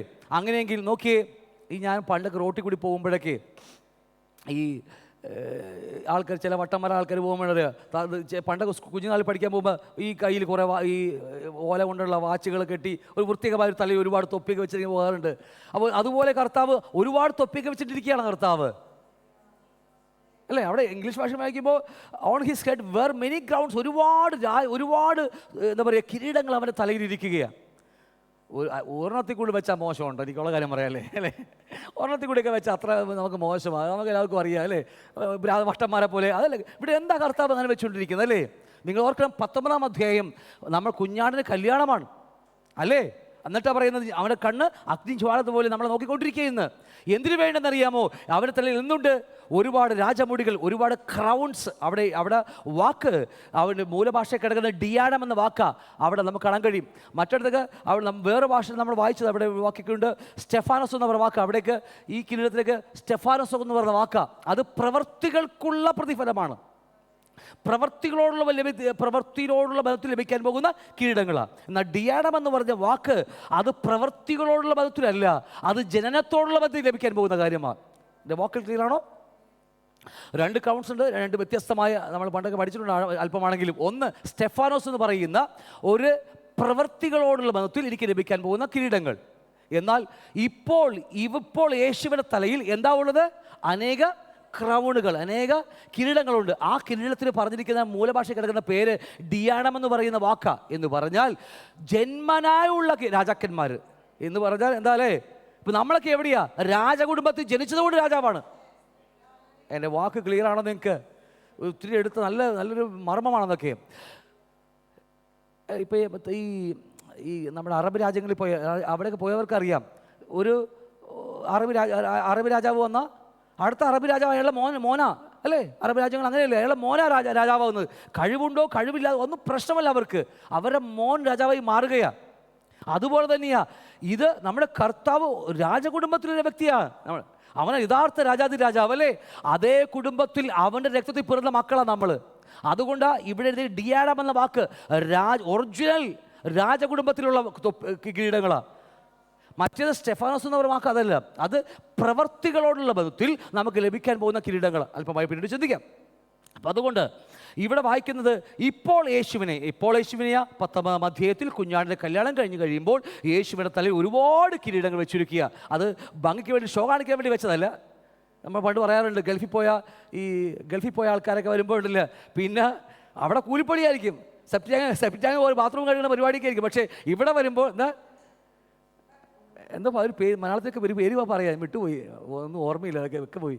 അപ്പോൾ എന്തുവാകട്ടെ, അതുപോലെയല്ല. ഇത് ഒരുപാട് കിരീടങ്ങൾ വെച്ചിരിക്കുന്നത് കർത്താവിന് വെച്ച് ഷോ കാണിക്കാൻ വേണ്ടിയല്ല. ഈ കിരീടങ്ങളെല്ലാം നമുക്ക് വേണ്ടി വെച്ചിരിക്കുക. പറഞ്ഞു വെച്ചാൽ മനസ്സിലാവോ? നമ്മൾ കുഞ്ഞാൻ്റെ കല്യാണം കഴിഞ്ഞ് നമ്മളവിടെ ചെല്ലുമ്പോൾ, ഞാൻ പറയാം, നമ്മൾ പിന്നീട് ക്ലാസ് വരും.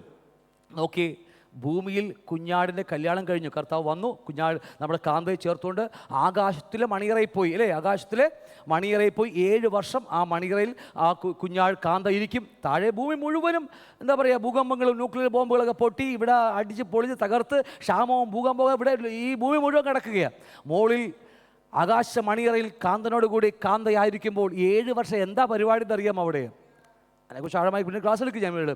അതിനകത്ത് സംഭവിക്കുന്നത് ചെയ്ത ഓരോ പ്രവർത്തിക്ക് തക്കവണ്ണം അവരെ പ്രതിഫലം കരിച്ച് ഗുണിച്ച് കണക്കി കൂട്ടിയൊക്കെ പറയില്ലേ നമ്മൾ. വെക്ക് ഓരോരുത്തർക്ക് പ്രതിഫലം കൊടുക്കുന്ന ദിവസമാണ് ഈ 7 വർഷം അവിടെ. സന്തോഷമാണില്ലേ? ഹല്ലേലൂയ. 7 വർഷം ഒന്ന് നോക്കണം. അത്ര ഞാൻ ഇത്രയും വർഷം വേണം കർത്താവ്, വേണം. നമ്മൾ ചില ഓരോ ചെറിയ പ്രവൃത്തികളൊക്കെ കണക്കൂട്ടി കർത്താവ് അവർക്ക് പ്രതിഫലം കൊടുക്കുന്ന ദിവസമാണ് ആ ആകാശ മണിയറയിൽ. ഞാനത് മണിയറ എന്ന് ഉദ്ദേശിക്കുന്നത് കാന്തനും കാന്തയും ആയതുകൊണ്ടാണ്. അപ്പോൾ എന്തുമാകട്ടെ, അന്ന് ഈ തലയിൽ നിന്ന് ഓരോ കിരീടങ്ങൾ എടുത്ത് വെച്ച് അവർക്ക് വെച്ച് കൊടുക്കും. അതുകൊണ്ട് അവരുടെ തലയിൽ on his head were many crowns എന്ന് പറയാൻ കാരണം, ഒരുപാട് കിരീടങ്ങൾ എന്ന് പറയാൻ കാരണം, ആ കിരീടങ്ങളാണ് നമുക്ക് അവൻ തരാൻ പോകുന്നത്. അത് ഒറിജിനൽ രാജകുടുംബത്തിലുള്ള കിരീടങ്ങളാണ്. ഇനി പുറത്ത് വേറെ ഇഷ്ടമുണ്ട്. ഈ സ്റ്റെഫാനോസ് എന്ന് പറയുന്ന നമ്മുടെ പ്രവർത്തികൾക്കുള്ള കിരീടങ്ങൾ വേറെയുണ്ട്, അതൊക്കെ പിന്നീട് കിട്ടും, അതൊക്കെ വേറെ കാര്യങ്ങൾ. നിങ്ങൾക്ക് പറഞ്ഞ് മനസ്സിലായോ? ഇപ്പോൾ നമ്മൾ ആരായി മാറി? രാജാക്കന്മാരായി മാറി. മനസ്സിലായി? അതുകൊണ്ട് പത്രോസ് ചോദിച്ച പോലെ, ഞങ്ങൾ ഈ വള്ളവും വലയൊക്കെ വിട്ടിട്ട് നിന്റെ പുറകെ ഞങ്ങൾ ഇറങ്ങി, ഞങ്ങൾക്ക് എന്ത് കിട്ടും? ഇതൊക്കെ തന്നെ കിട്ടാൻ പോകുന്നത്. 1000 ആണ്ടിൽ 12 ഗോത്രങ്ങളെ അല്ലെ 12 ഗോത്രങ്ങളെയും ഭരിക്കാന്നൊക്കെ പറഞ്ഞാൽ, സ്വന്തം ജനമായ ഇസ്രായേൽ ഭരിക്കുവാന്നൊക്കെ പറഞ്ഞാൽ, അതൊക്കെ ഏത് ലെവലാണെന്ന് നമുക്ക് ചിന്തിക്കാൻ പോലും പറ്റത്തില്ലേ അല്ലേ? ഭയങ്കര പവറാന്നൊക്കെ. കാരണം ഇന്ന് പലപ്പോഴും ഈ വെളിപ്പാട് പുസ്തകമൊക്കെ പഠിപ്പിക്കുമ്പോഴും എല്ലാം വെളിപ്പാട് പുസ്തകം നമ്മളിപ്പോൾ എടുക്കും അതിനെക്കുറിച്ച്. 12-ാം അധ്യായം ഇന്നല്ല, അടുത്ത ആഴ്ച എടുക്കും. 12-ാം അധ്യായം പഠിപ്പിക്കുമ്പോൾ കുഞ്ഞാണ്ട് കല്യാണം വരുന്നുണ്ട്. ആ കല്യാണം ഇസ്രായേൽ മക്കളാണെന്നൊക്കെയാണ് ഇന്ന് ലോകത്തിൽ നല്ലൊരു ശതമാനവും. ഒരുപാട് സംഘടനകൾ, ഇന്നറിയപ്പെടുന്ന മേജർ സംഘടനകൾ എല്ലാം പഠിപ്പിക്കുന്നത് അതെല്ലാം ഇസ്രായേൽ മക്കളെന്നാണ്. കാരണം അവർ എപ്പോഴും ഇസ്രായേലിനെ പൊക്കി വെച്ചുകൊണ്ടിരിക്കുക. ഞാൻ ഒന്ന് രണ്ട് ഹിന്ദി മാത്രം നിങ്ങൾക്ക് തരാം. വെളിപ്പാട് പുസ്തകം അതിൻ്റെ ഓർമ്മ ശരിയാണെങ്കിൽ 11-ാമത്തെ അധ്യായത്തിലാണ്. അവിടെ ഒരു മർമ്മത്തെക്കുറിച്ച് പറയുന്നുണ്ട്. ഇസ്രായേലിനെക്കുറിച്ച് പറയുമ്പോൾ അവർ ആത്മീയമായി സോദോം എന്നും ആത്മീയമായി മിസ്രൈം എന്നും ഇസ്രായേലിനെക്കുറിച്ച് പറയുന്ന വാക്ക് വായിച്ചിട്ടുണ്ടോ എവിടെയെങ്കിലും? വെളിപ്പാട് പുസ്തകം വായിച്ചിട്ടുണ്ടോ നിങ്ങൾ എവിടെയെങ്കിലും? എൻ്റെ ഓർമ്മ ശരി 11-ാം അധ്യായത്തിലല്ലേ? 11-ാം അധ്യായത്തിലല്ലേ വായിച്ചിട്ടുണ്ടോ എവിടെയെങ്കിലും? ഇസ്രായേലിനെക്കുറിച്ച് പറയുമ്പോൾ ആത്മീയമായി സോദോം എന്നും ആത്മീയമായി മിസ്രൈം എന്ന് വാക്യം വായിച്ചിട്ടുണ്ട് നിങ്ങൾ? ഇന്ന് കർത്താവ് സ്വർഗം ഈ ഇസ്രായേൽ മക്കളെ കാണുമ്പോൾ, ഇപ്പം നമ്മൾ നോക്കിയേ, ഇപ്പം കുറവാ, കഴിഞ്ഞ കുറച്ച് നാൾക്ക് മുമ്പ് വരെ ഇവിടുന്ന് ഇഷ്ടം പോലെ ടൂറിസ്റ്റ് ആൾക്കാരുണ്ട്. ഇസ്രായേലിലേക്ക് ടൂറിസ്റ്റ്, പുണ്യഭൂമിയിലേക്ക് യാത്ര, ഇഷ്ടം പോലെ ആൾക്കാരുണ്ട്. എൻ്റെ ഫ്രണ്ട്സ് ഉണ്ട്, ഇവിടെ അറിയപ്പെടുന്ന ദൈവാസന്മാരൊക്കെ ഇഷ്ടംപോലെ ടൂർ നടത്തിയിട്ടുണ്ട്. എങ്ങോട്ടാ?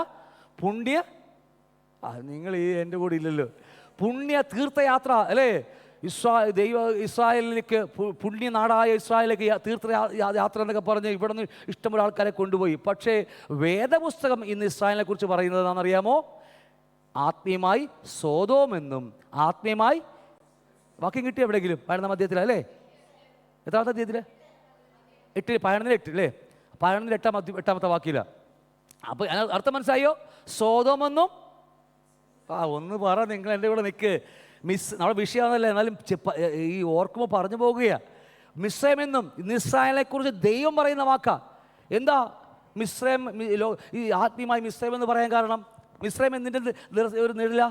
പഠിച്ചിട്ടുണ്ട്. ലോകത്തിൽ നിഴല മിസ്രൈം. ഇന്ന് ലോകം ഏറ്റവും അധികം ലോകം കയറി കിടക്കുന്ന ഒരു രാജ്യം എന്ന് പറഞ്ഞാൽ ഇസ്രായേൽ മക്കൾ. അത് തന്നെയാണ്. 60% ദൈവം ഇല്ലെന്ന് വിശ്വസിക്കുന്നത് കൂട്ടരവർ. മതഭ്രാന്തന്മാർ 30%, അതിൽ 35% മേൽ മതഭ്രാന്തന്മാരാ. തോറ എന്നൊക്കെ പറഞ്ഞ് മതഭ്രാന്തന്മാരാ, എരിവുകാരെന്നൊക്കെ പറയില്ല നമ്മൾ. അങ്ങനത്തെ ആൾക്കാർ അവരൊക്കെ. ഗ്രഹിച്ചോ നിങ്ങൾ? ലോകം കയറിക്കിടക്കുന്നൊരു കൂട്ടായെന്ന് കർത്താവ് എഴുതി വെച്ചിരിക്കുക. രണ്ടാമതെന്താ? ആത്മീയമായി സ്വതോമെന്നും. ഈ വാക്യൊക്കെ പണ്ടൊക്കെ ഞാനൊക്കെ പണ്ട് ഞാൻ പഠിച്ച് കർത്താവ് പഠിപ്പിക്കുമ്പോഴും എനിക്കത് അത്ര വന്നില്ല. നമുക്ക് സ്വതം നമുക്കറിയാം, ആണാണോട് പെണ്ണ് പെണ്ണോട് അവലക്ഷണമായി ചെയ്യുന്ന കാര്യമാണ് ഈ പറഞ്ഞ സോദോമിനെ കുറിച്ച് കാണിക്കുന്നത് അല്ലേ? ആണാണോട് പെണ്ണ് പെണ്ണോട് ചെയ്യുന്ന അവലക്ഷണമാകുന്ന ദൈവവ്യവസ്ഥയ്ക്ക് വിപരീതമായി ചെയ്യുന്ന കാര്യമാണ് നമുക്ക് എല്ലാവർക്കും അറിയാം. പക്ഷേ അന്നൊന്നും ഞാൻ പഠിക്കുമ്പോൾ നമുക്ക് അത്രമാത്രം വെളിപ്പാടുള്ളൂ. പക്ഷേ കഴിഞ്ഞ ഒരു 4 വർഷങ്ങൾക്ക് മുമ്പ് നമുക്കതിൻ്റെ പൂർണ്ണ വെളിപ്പാട് നമുക്ക് കൂട്ടി. എന്നറിയാമോ? ലോകത്തിലെ അമേരിക്കയായിരുന്നു ഹോമോസെക്സിൻ്റെ ഏറ്റവും സെൻറ്റർ. ആണാണോട് കല്യാണം കഴിക്കുക, പെണ്ണോട് കല്യാണം കഴിക്കാമെന്ന് പറഞ്ഞ് നിയമം ഇറക്കിയത് ഏറ്റവും വലിയ അമേരിക്കയായിരുന്നു. നമുക്ക് എല്ലാവർക്കും അറിയാം അമേരിക്കയായിരുന്നു. പക്ഷേ ഇന്ന് അതിൻ്റെ ഹെഡ് ഓഫീസ് എവിടെയെന്നറിയാമോ? ടെല്ലവീവിലാണ്. എൻ്റെ കൂടെ ഉണ്ട് ആളുകളൊക്കെ. ഇന്ന് ലോകത്തിലെ ഈ ഗ്രൂപ്പിൻ്റെ ക്യാപിറ്റൽ എന്താ പറയലേ, സെൻട്രൽ എന്നൊക്കെ പറയുമോ, സെൻട്രൽ ഓഫീസാണ് പറയില്ലേ, എന്തെങ്കിലും ആവട്ടെ, അതിൻ്റെ ഓഫീസിൽ നിന്ന് ഈ ടെല്ലവീവ് കിടക്കുകയാണ്. എത്ര കർത്താവിൻ്റെ വചനമൊക്കെ എത്ര ഭയാനകമാണെന്ന് നമ്മുടെ കൺമുമ്പിൽ ആ സത്യങ്ങളൊക്കെ തെളിഞ്ഞു വരുമ്പോൾ ഒന്നും പറയാൻ നമുക്കില്ല. നമിക്കാനേ കർത്താവിന് നമുക്ക് പറ്റത്തുള്ളൂ. നമുക്ക് കർത്താവിന് എത്ര ഭയാനകമെന്നറിയാമോ? ഇഷ്ടം പോലെ ഇന്ന് ലോകത്തിൽ കഴുകന്മാർ വന്ന് ലോകത്തിൽ നിന്ന് കൂടിക്കൊണ്ടിരിക്കുക അല്ലേ? മീൻസ് ഇസ്രായേൽ വന്ന് തമ്പടിക്കുക. ഒരു കൂട്ടിലേക്ക് ഒരു മുട്ടയ്ക്ക് കഴുകന്മാരെ മുട്ടയിടുകയുള്ളൂ. ഇന്ന് അവിടേക്ക് ഇസ്രായേൽ പോയി നോക്കിയാൽ അവിടെ അവർക്ക് തന്നെ അത്ഭുതങ്ങളാണ്. ഓരോ കൂട്ടിൽ 2, 3, 4 മുട്ടകളൊക്കെ കഴുകന്മാരിടുന്നത്. ചരിത്രം വായിച്ചിട്ടില്ല നിങ്ങൾ? ദൂര സ്ഥലത്തു നിന്നൊക്കെ കഴുകന്മാർ വന്ന് പാർക്ക് അവിടെ പാർക്കുക. എവിടെയാ? എന്താണെന്നറിയാമോ? ഇതൊക്കെ എന്തിനോടുള്ള ബന്ധത്തിലാ? നമ്മൾ അറിയാത്ത പോലെ ഇരിക്കും നിങ്ങൾ. ഒരു മഹായുദ്ധം നടക്കാൻ പോവുകയാണ്. 20 കോടി സൈന്യക്ക കൊന്നുകളയുന്ന, കുതിരയുടെ കടിവാളോളം പൊങ്ങുന്ന, രക്തമൊഴുകുന്ന ഒരു വലിയ എന്താ പറയുക, ഒടുക്കം. മീൻസ് 7 വർഷത്തിലെ പീഡനകാലത്തിന് ഒടുക്കം. 3rd വേൾഡ് വാർ എന്നൊക്കെ പറയും. അതിന് സംഭവിക്കാൻ പോകും. അതിനുവേണ്ടി ലോകം ഒരുങ്ങിക്കഴിഞ്ഞു. കഴുകന്മാരും വന്നുകൂടി. നമ്മൾ മാത്രം റെഡിയായിട്ടില്ല. അത്രേ എനിക്ക് പറയാനുള്ളൂ. നമ്മളിത് ഇങ്ങനെ ഇരിക്കുക ഇപ്പോഴും. എന്തൊക്കെയാണെന്നറിയില്ല. എന്തുമാകട്ടെ, ലോകം ഒരുങ്ങിക്കഴിഞ്ഞു. നമ്മൾ ഒരുങ്ങിയോന്ന് മാത്രം ചോദ്യമുള്ളൂ. ഞാൻ നമ്മുടെ വിഷയം വിട്ടുപോകുന്നു. എന്തുമാകട്ടെ, ഇത് ഒരുപാട് കിരീടങ്ങൾക്ക് നമ്മുടെ കർത്താവിൻ്റെ തലയിൽ കാണാൻ കഴിയും അല്ലേ? അവിടെ മലയാളത്തിൽ തലയിൽ അനേക രാജമുടികൾ, ഡിയാഡം, രാജാവിൻ്റെ കിരീടം, ഒറിജിനൽ രാജകുടുംബത്തിൽ ജനിച്ച കിരീടങ്ങൾ അല്ലേ? എന്തിനു വേണ്ടിയാ? നമ്മുടെ ജയിച്ച് അവിടെ ചെല്ലുന്ന നമ്മുടെ തലയിൽ കർത്താവിന് വെച്ച് തരാൻ വേണ്ടിയാ. നമുക്ക് ഒരു സന്തോഷമില്ല ഇതൊക്കെ. നമുക്ക് വേണ്ടിയാന്നേ. ജയിച്ച് അവിടെ ചെല്ലുമ്പോൾ 7 വർഷ ഭൂമിയിൽ പീഡനകാലം, മുകളിൽ ആകാശമണിയറയിൽ അവൻ ഓരോരുത്തരെ പ്രവർത്തിക്കത്തക്കവണ്ണം ഈ ഓരോ കിരീടങ്ങൾ അവൻ നമുക്ക് എടുത്തു വെച്ച് തരും. എത്ര സന്തോഷമായിരിക്കും അല്ലേ? അതൊന്നും വെക്കാൻ പോലും തോന്നത്തില്ല നമ്മുടെ തല. അതൊക്കെ ഊരി താഴെ വെച്ചാൽ, കർത്താവേ എനിക്കിതൊന്നും വേണ്ട, നിന്നെ മാത്രം മതി, നെഞ്ചോട് ചേർത്ത് പിടിക്കുക എന്നൊക്കെയാണ്. വല്ലപ്പോഴൊക്കെ സ്വപ്നം കാണും. കിട്ടോ കിട്ടാതിരിക്കുന്നത് വേറെ കാര്യം. സ്വപ്നം കാണുക അല്ലേ? പണ്ട് കാർന്നന്മാർ പറയുന്ന പോലെ കുന്നോളം, ആകാശത്തോളം, മലയോളം അല്ലേ? ഇതൊക്കെ പറഞ്ഞ പോലെ അത് ഞാൻ പറയില്ല, എങ്കിലും പോലും പറയുക, ജസ്റ്റ് ഒന്ന് പറഞ്ഞത് മാത്രമേ ഉള്ളൂ. എന്ത് പാകട്ടെ, ഇതൊക്കെയാണ് നമ്മൾ കാണേണ്ടത്, ഇതൊക്കെയാണ് നമ്മൾ അറിയേണ്ടത്. ദൈവത്തെക്കുറിച്ചുള്ള പരിജ്ഞാനത്തിൽ നമ്മൾ വളരുമ്പോഴാണ് ഇതൊക്കെ നമുക്ക് ലഭിക്കാൻ പോകുന്നത്. അത്ര മനസ്സിലായെന്ന് വിചാരിക്കുന്നു. ദാനിയേൽ പ്രവചന പുസ്തകം 7-ാം അധ്യായം 14-ാം വാക്യം ഒന്ന് വായിച്ചോ. ദാനിയേൽ പ്രവചന പുസ്തകം 7-ാം അധ്യായം 14-ാം വാക്യം.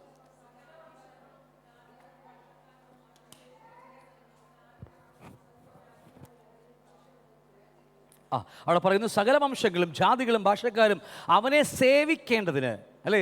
സകല വംശങ്ങളും ജാതികളും ഭാഷക്കാരും അവനെ അവരെയാ നമ്മുടെ കർത്താവ്, രാജാവായ കർത്താവിനെ സേവിക്കേണ്ടത്. അവൻ ആധിപത്യവും മഹത്വവും രാജത്വവും ലഭിച്ച് അവൻ്റെ ആധിപത്യം നീങ്ങിപ്പോകാത്ത നിത്യാധിപത്യവും അവൻ്റെ രാജത്വം നശിച്ചു പോകാത്തതുമാകുന്നു, അല്ലേ? എന്നിട്ട് ഇതാരെക്കുറിച്ചാണ് പറയുന്നത്? ആരെക്കുറിച്ചാ പറ? ശൂന്ന് യാത്ര കേട്ടുള്ളത് നമ്മുടെ കർത്താവിനെ കുറിച്ചല്ലേ? നിത്യമായ രാജ്യത്ത് നമ്മുടെ കർത്താവ് ലഭിക്കാൻ പോകുക. നമ്മുടെ വിഷയം അവിടെയല്ലല്ലോ, അല്ലേ? ഞങ്ങളതെല്ലാം വിട്ടുപിരിഞ്ഞ് നിന്റെ കൂടെ നടന്ന് ഞങ്ങൾക്ക് എന്ത് കിട്ടും? അതാണ് അടുത്ത വാക്യം, വാക്യം 18. എന്താ? എന്നാൽ അത്യുന്നതനായവൻ്റെ വിശുദ്ധന്മാർ, നമ്മളല്ല, അത്യുന്നതനായവൻ്റെ വിശുദ്ധന്മാർ രാജ്യത്വം പ്രാപിച്ച് എന്നേക്കും സദാകാലത്തേക്കും രാജ്യത്വം അനുഭവിക്കുകയാണ്. ഇന്ന് നമ്മൾ പിടിച്ചെടുക്കുന്ന രാജ്യത്വം, അല്ലേ? ദൈവരാജ്യം ബലാത്കാരം ചെയ്ത് പിടിച്ചെടുക്കുന്ന ആ രാജ്യത്വം നമ്മൾ അനുഭവിക്കാൻ പോകാൻ പോകുന്ന ഒരു ദിവസമാണെന്ന് വാക്യം പറഞ്ഞ് മനസ്സിലാവുന്നുണ്ടോ? അതുകൊണ്ട് നമ്മുടെ കർത്താവ് രാജാവായി തീരുമ്പോൾ അവന് അത്യുന്നതനായവൻ്റെ വിശുദ്ധന്മാർ നമ്മൾ ഓരോരുത്തരും രാജ്യത്വം പ്രാപിച്ച് 5 പട്ടണത്തിന് 10 പട്ടണത്തിനൊക്കെ രാജാവായി തീർന്നിട്ട് എന്നേക്കും സദാകാലത്തേക്കും രാജ്യത്വം അനുഭവിക്കുമെന്ന കാര്യം മറന്നു പോകരുത്. നമുക്ക് വേണ്ടി വെച്ചിരിക്കുന്നതല്ലേ ഇതൊക്കെയാ വേദോസത്തിൽ നമുക്ക് വേണ്ടി വെച്ചിരിക്കുന്നത്, അല്ലേ? നമ്മൾ ഈ സുവിശേഷ ഭാഗങ്ങളൊക്കെ വിട്ടുവിട്ട് ലേഖനങ്ങൾ വിട്ടുവിട്ട് ഇങ്ങനെ വെളിപ്പാടിലേക്ക് വരുമ്പോൾ അവിടെ നമുക്ക് ലഭിക്കാൻ പോകുന്ന വാഗ്ദത്തങ്ങളും അവകാശങ്ങളും കിടക്കുന്ന ലിസ്റ്റ് അവിടെ കിടക്കുകയാണ്. ഇവിടെ കിടക്കുന്ന മുഴുവൻ ഇവിടുത്തെ കാര്യങ്ങളല്ലേ, ഇവിടുത്തെ നന്മകളും ഇവിടുത്തെ അനുഗ്രഹം, ഇവിടുത്തെ എന്താ പറയുക അത്ഭുതമൊക്കെയല്ലേ ഇവിടെ. അതൊക്കെ വിട്ടങ്ങോട്ട് പോവാ. വെളിപ്പാട് ദിവസം അവസാനത്തേക്ക് പോരുമ്പോൾ നമുക്ക് ലഭിക്കാൻ പോകുന്ന വലിയ അവകാശങ്ങളൊക്കെ ഉണ്ട്. 2 തിമോഥെയോസ് ലേഖനം 2-ാം അധ്യായം 12-ാം വാക്യം എങ്ങനെ നമുക്ക് കിട്ടുമെന്നുള്ള കാര്യമാണ്. 2 തിമോഥെയോസ് 2:12 അതാകുന്നു എൻ്റെ സുവിശേഷം, അത് അറിയിക്കുന്നതിൽ ഞാൻ ദുഷ്പ്രവർത്തിക്കാരൻ എന്ന പോലെ ചങ്ങല ധരിച്ച് കഷ്ടം സഹിക്കുന്നു, ദൈവവചനത്തിനോ ബന്ധനമില്ല. വാക്യം 10 അതുകൊണ്ട് ക്രിസ്തുവേശുവിലുള്ള രക്ഷ നിത്യ തേജസ്സോടുകൂടി വൃതന്മാർക്ക് കിട്ടേണ്ടതിന് ഞാൻ അവർക്കായി സകലവും സഹിക്കുന്നു. അടുത്ത 14-ാം വാക്യം നാം അവനോടുകൂടി മരിച്ചു എങ്കിൽ, വാക്യം എങ്ങനെയാ? നാം അവനോടുകൂടി ഈ ആയുസ്സിൽ മരിച്ചുവെങ്കിൽ. നമ്മൾ പറയും അന്ന് മരിച്ചത് കൊണ്ടല്ലേ നമുക്ക് സ്നാനപ്പെട്ട മരിച്ചതല്ലേ? സ്നാനപ്പെട്ട മരിച്ചതാ ശരിയാ, പക്ഷേ ആ മരിച്ച ചത്ത ബോഡി എടുത്തുകൊണ്ട് പലപ്പോഴും ആൾക്കാർ എഴുതി പോയി ഇവിടുന്ന്. ആ ചീഞ്ഞ ബോഡി കൊണ്ട് വടക്കുകയായി പലകരും. അപ്പം അതുകൊണ്ട് എപ്പോഴെങ്കിലും നമുക്ക് അതിനെക്കുറിച്ച് ചിന്തിക്കാം. മരണം വളരെ ഇമ്പോർട്ടൻ്റ് വിഷയമാണ്, മരണം എന്ന കാര്യം. ഞാനിപ്പോൾ അല്പം തുടങ്ങിയപ്പോൾ തന്നെ പൊട്ടാൻ തുടങ്ങി നമുക്ക്. കാരണം വളരെ വളരെ വിലയേറിയ ഒരു പഠനമാണ് മരണം. നമുക്ക് ഇന്ന് ഇപ്പോൾ പണ്ടൊക്കെ ഞങ്ങളൊക്കെ വർഷങ്ങൾക്ക് മുമ്പ് ഇവിടെ ന്യൂ ലൈഫിലായിരുന്ന സമയത്തൊക്കെ ഈ ബോംബെ വന്ന സമയത്ത് അന്ന് ഒരു 11 രാവിലെ 11 മണി മുതൽ ഇപ്പോൾ 1 മണി വരെയൊക്കെ അവിടെ ഒരു ഫയർ ക്യാമ്പ് എന്നൊക്കെ പറഞ്ഞ ക്യാമ്പ് ഉണ്ടായിരുന്നു. അന്ന് ഓർമ്മയുണ്ടോ? ആൾക്കാരൊക്കെ ഉണ്ടല്ലോ ഇവിടെ അല്ലേ ഫയർ ക്യാമ്പ്. കാരണം ആ ക്യാമ്പിൽ കയറി ഒരു ബോംബെ ഇങ്ങനെ പ്രാർത്ഥിക്കുമ്പോഴൊക്കെ അല്ലേ ഭയങ്കര ഫയറാണ്. പക്ഷേ പുറത്തേക്ക് ഇറക്കാൻ വേണ്ടില്ല, വീട്ടിലേക്ക് ചെന്ന് കഴിയുമ്പോൾ ഒക്കെ ഫയറും പോകും. എവിടെ പോയി മനുഷ്യാന്ന് ചോദിച്ചാൽ മതി പരിപാടി. അപ്പോൾ എത്ര വലിയ പവറും പ്രാപിച്ച് ഫയറും പ്രാപിച്ച് പുറത്തേക്ക് ഇറങ്ങി അല്ലെങ്കിൽ ജോലിയിലേക്ക് പോകുമ്പോൾ അവിടെ ജോലി സ്ഥലത്ത് ചെല്ലുമ്പോൾ അവിടെ പ്രശ്നം, വീട്ടിൽ ചെല്ലുമ്പോൾ അവിടെ പ്രശ്നം, അല്ലേ? ഒന്നും മിണ്ടില്ലല്ലോ. പ്രശ്നങ്ങൾ എപ്പോഴും ഉണ്ട്. അപ്പോൾ ഫയറൊക്കെ നേരെ താഴേക്ക് അങ്ങോട്ട് ഇറങ്ങിപ്പോകും. അതിനെ ഞാൻ എപ്പോഴും പറയാറുണ്ട്, ജീവൻ പ്രാപിക്കുന്നതിനേക്കാൾ അപ്പുറമായിട്ട് ആദ്യം നമുക്ക് ആവശ്യം മരണമാണ്. ഞാൻ ഒട്ടനവധി ആൾക്കാരെ കണ്ടു, പക്ഷേ ജീവിതത്തിൽ എന്തുകൊണ്ട് വളരാൻ കഴിയുന്നില്ല എന്നൊക്കെ ഞാൻ പഠിച്ചതിൽ നിന്ന് ഞാൻ ഒരു പാഠം പഠിച്ചതാണ്. നമുക്ക് ആവശ്യം മരണമാണ്. എത്രത്തോളം മരിക്കുന്നുവോ അത്രത്തോളം ദൈവജീവൻ നമ്മെ വന്ന് കൂടിക്കൊണ്ടിരിക്കും. മരിക്കാതെ ജീവൻ പ്രാപിക്കുമെന്ന് പറഞ്ഞാൽ നടക്കത്തില്ല, അല്ലേ? നമ്മുടെ വിഷയം അതല്ല, അത്രമാത്രം കേട്ടാൽ മതി. നാം അവനോടുകൂടി മരിച്ചു എങ്കിൽ എന്തു കിട്ടും? നാം അവനോടുകൂടി ജീവിക്കുക. അപ്പോൾ ഈ ആയുസ്സിൽ ഇടയ്ക്കൊക്കെ ഓർക്കണം, മരിക്കണം നമ്മൾ സ്വയം, അല്ലേ? നമ്മുടെ ജഡം മോഹങ്ങളൊക്കെ മരിക്കണം നമുക്ക്, അല്ലേ? മരിച്ച അവനോട് ജീവിക്കും. സഹിക്കുന്നു എങ്കിൽ, അല്ലേ? ഈ ആയുസ് അവനെ പ്രതി സഹിക്കുന്നുവെങ്കിൽ കൂടെ വാഴും. നാം തള്ളിപ്പറയുന്നുവെങ്കിൽ അവൻ നമ്മയും തള്ളിപ്പറയുന്നുണ്ട്. അവസാനം പറയുക, ഈ വചനം വിശ്വാസയോഗ്യമായ വചനമാണ്. എത്ര അത്ഭുതമായ വചനമാണല്ലേ.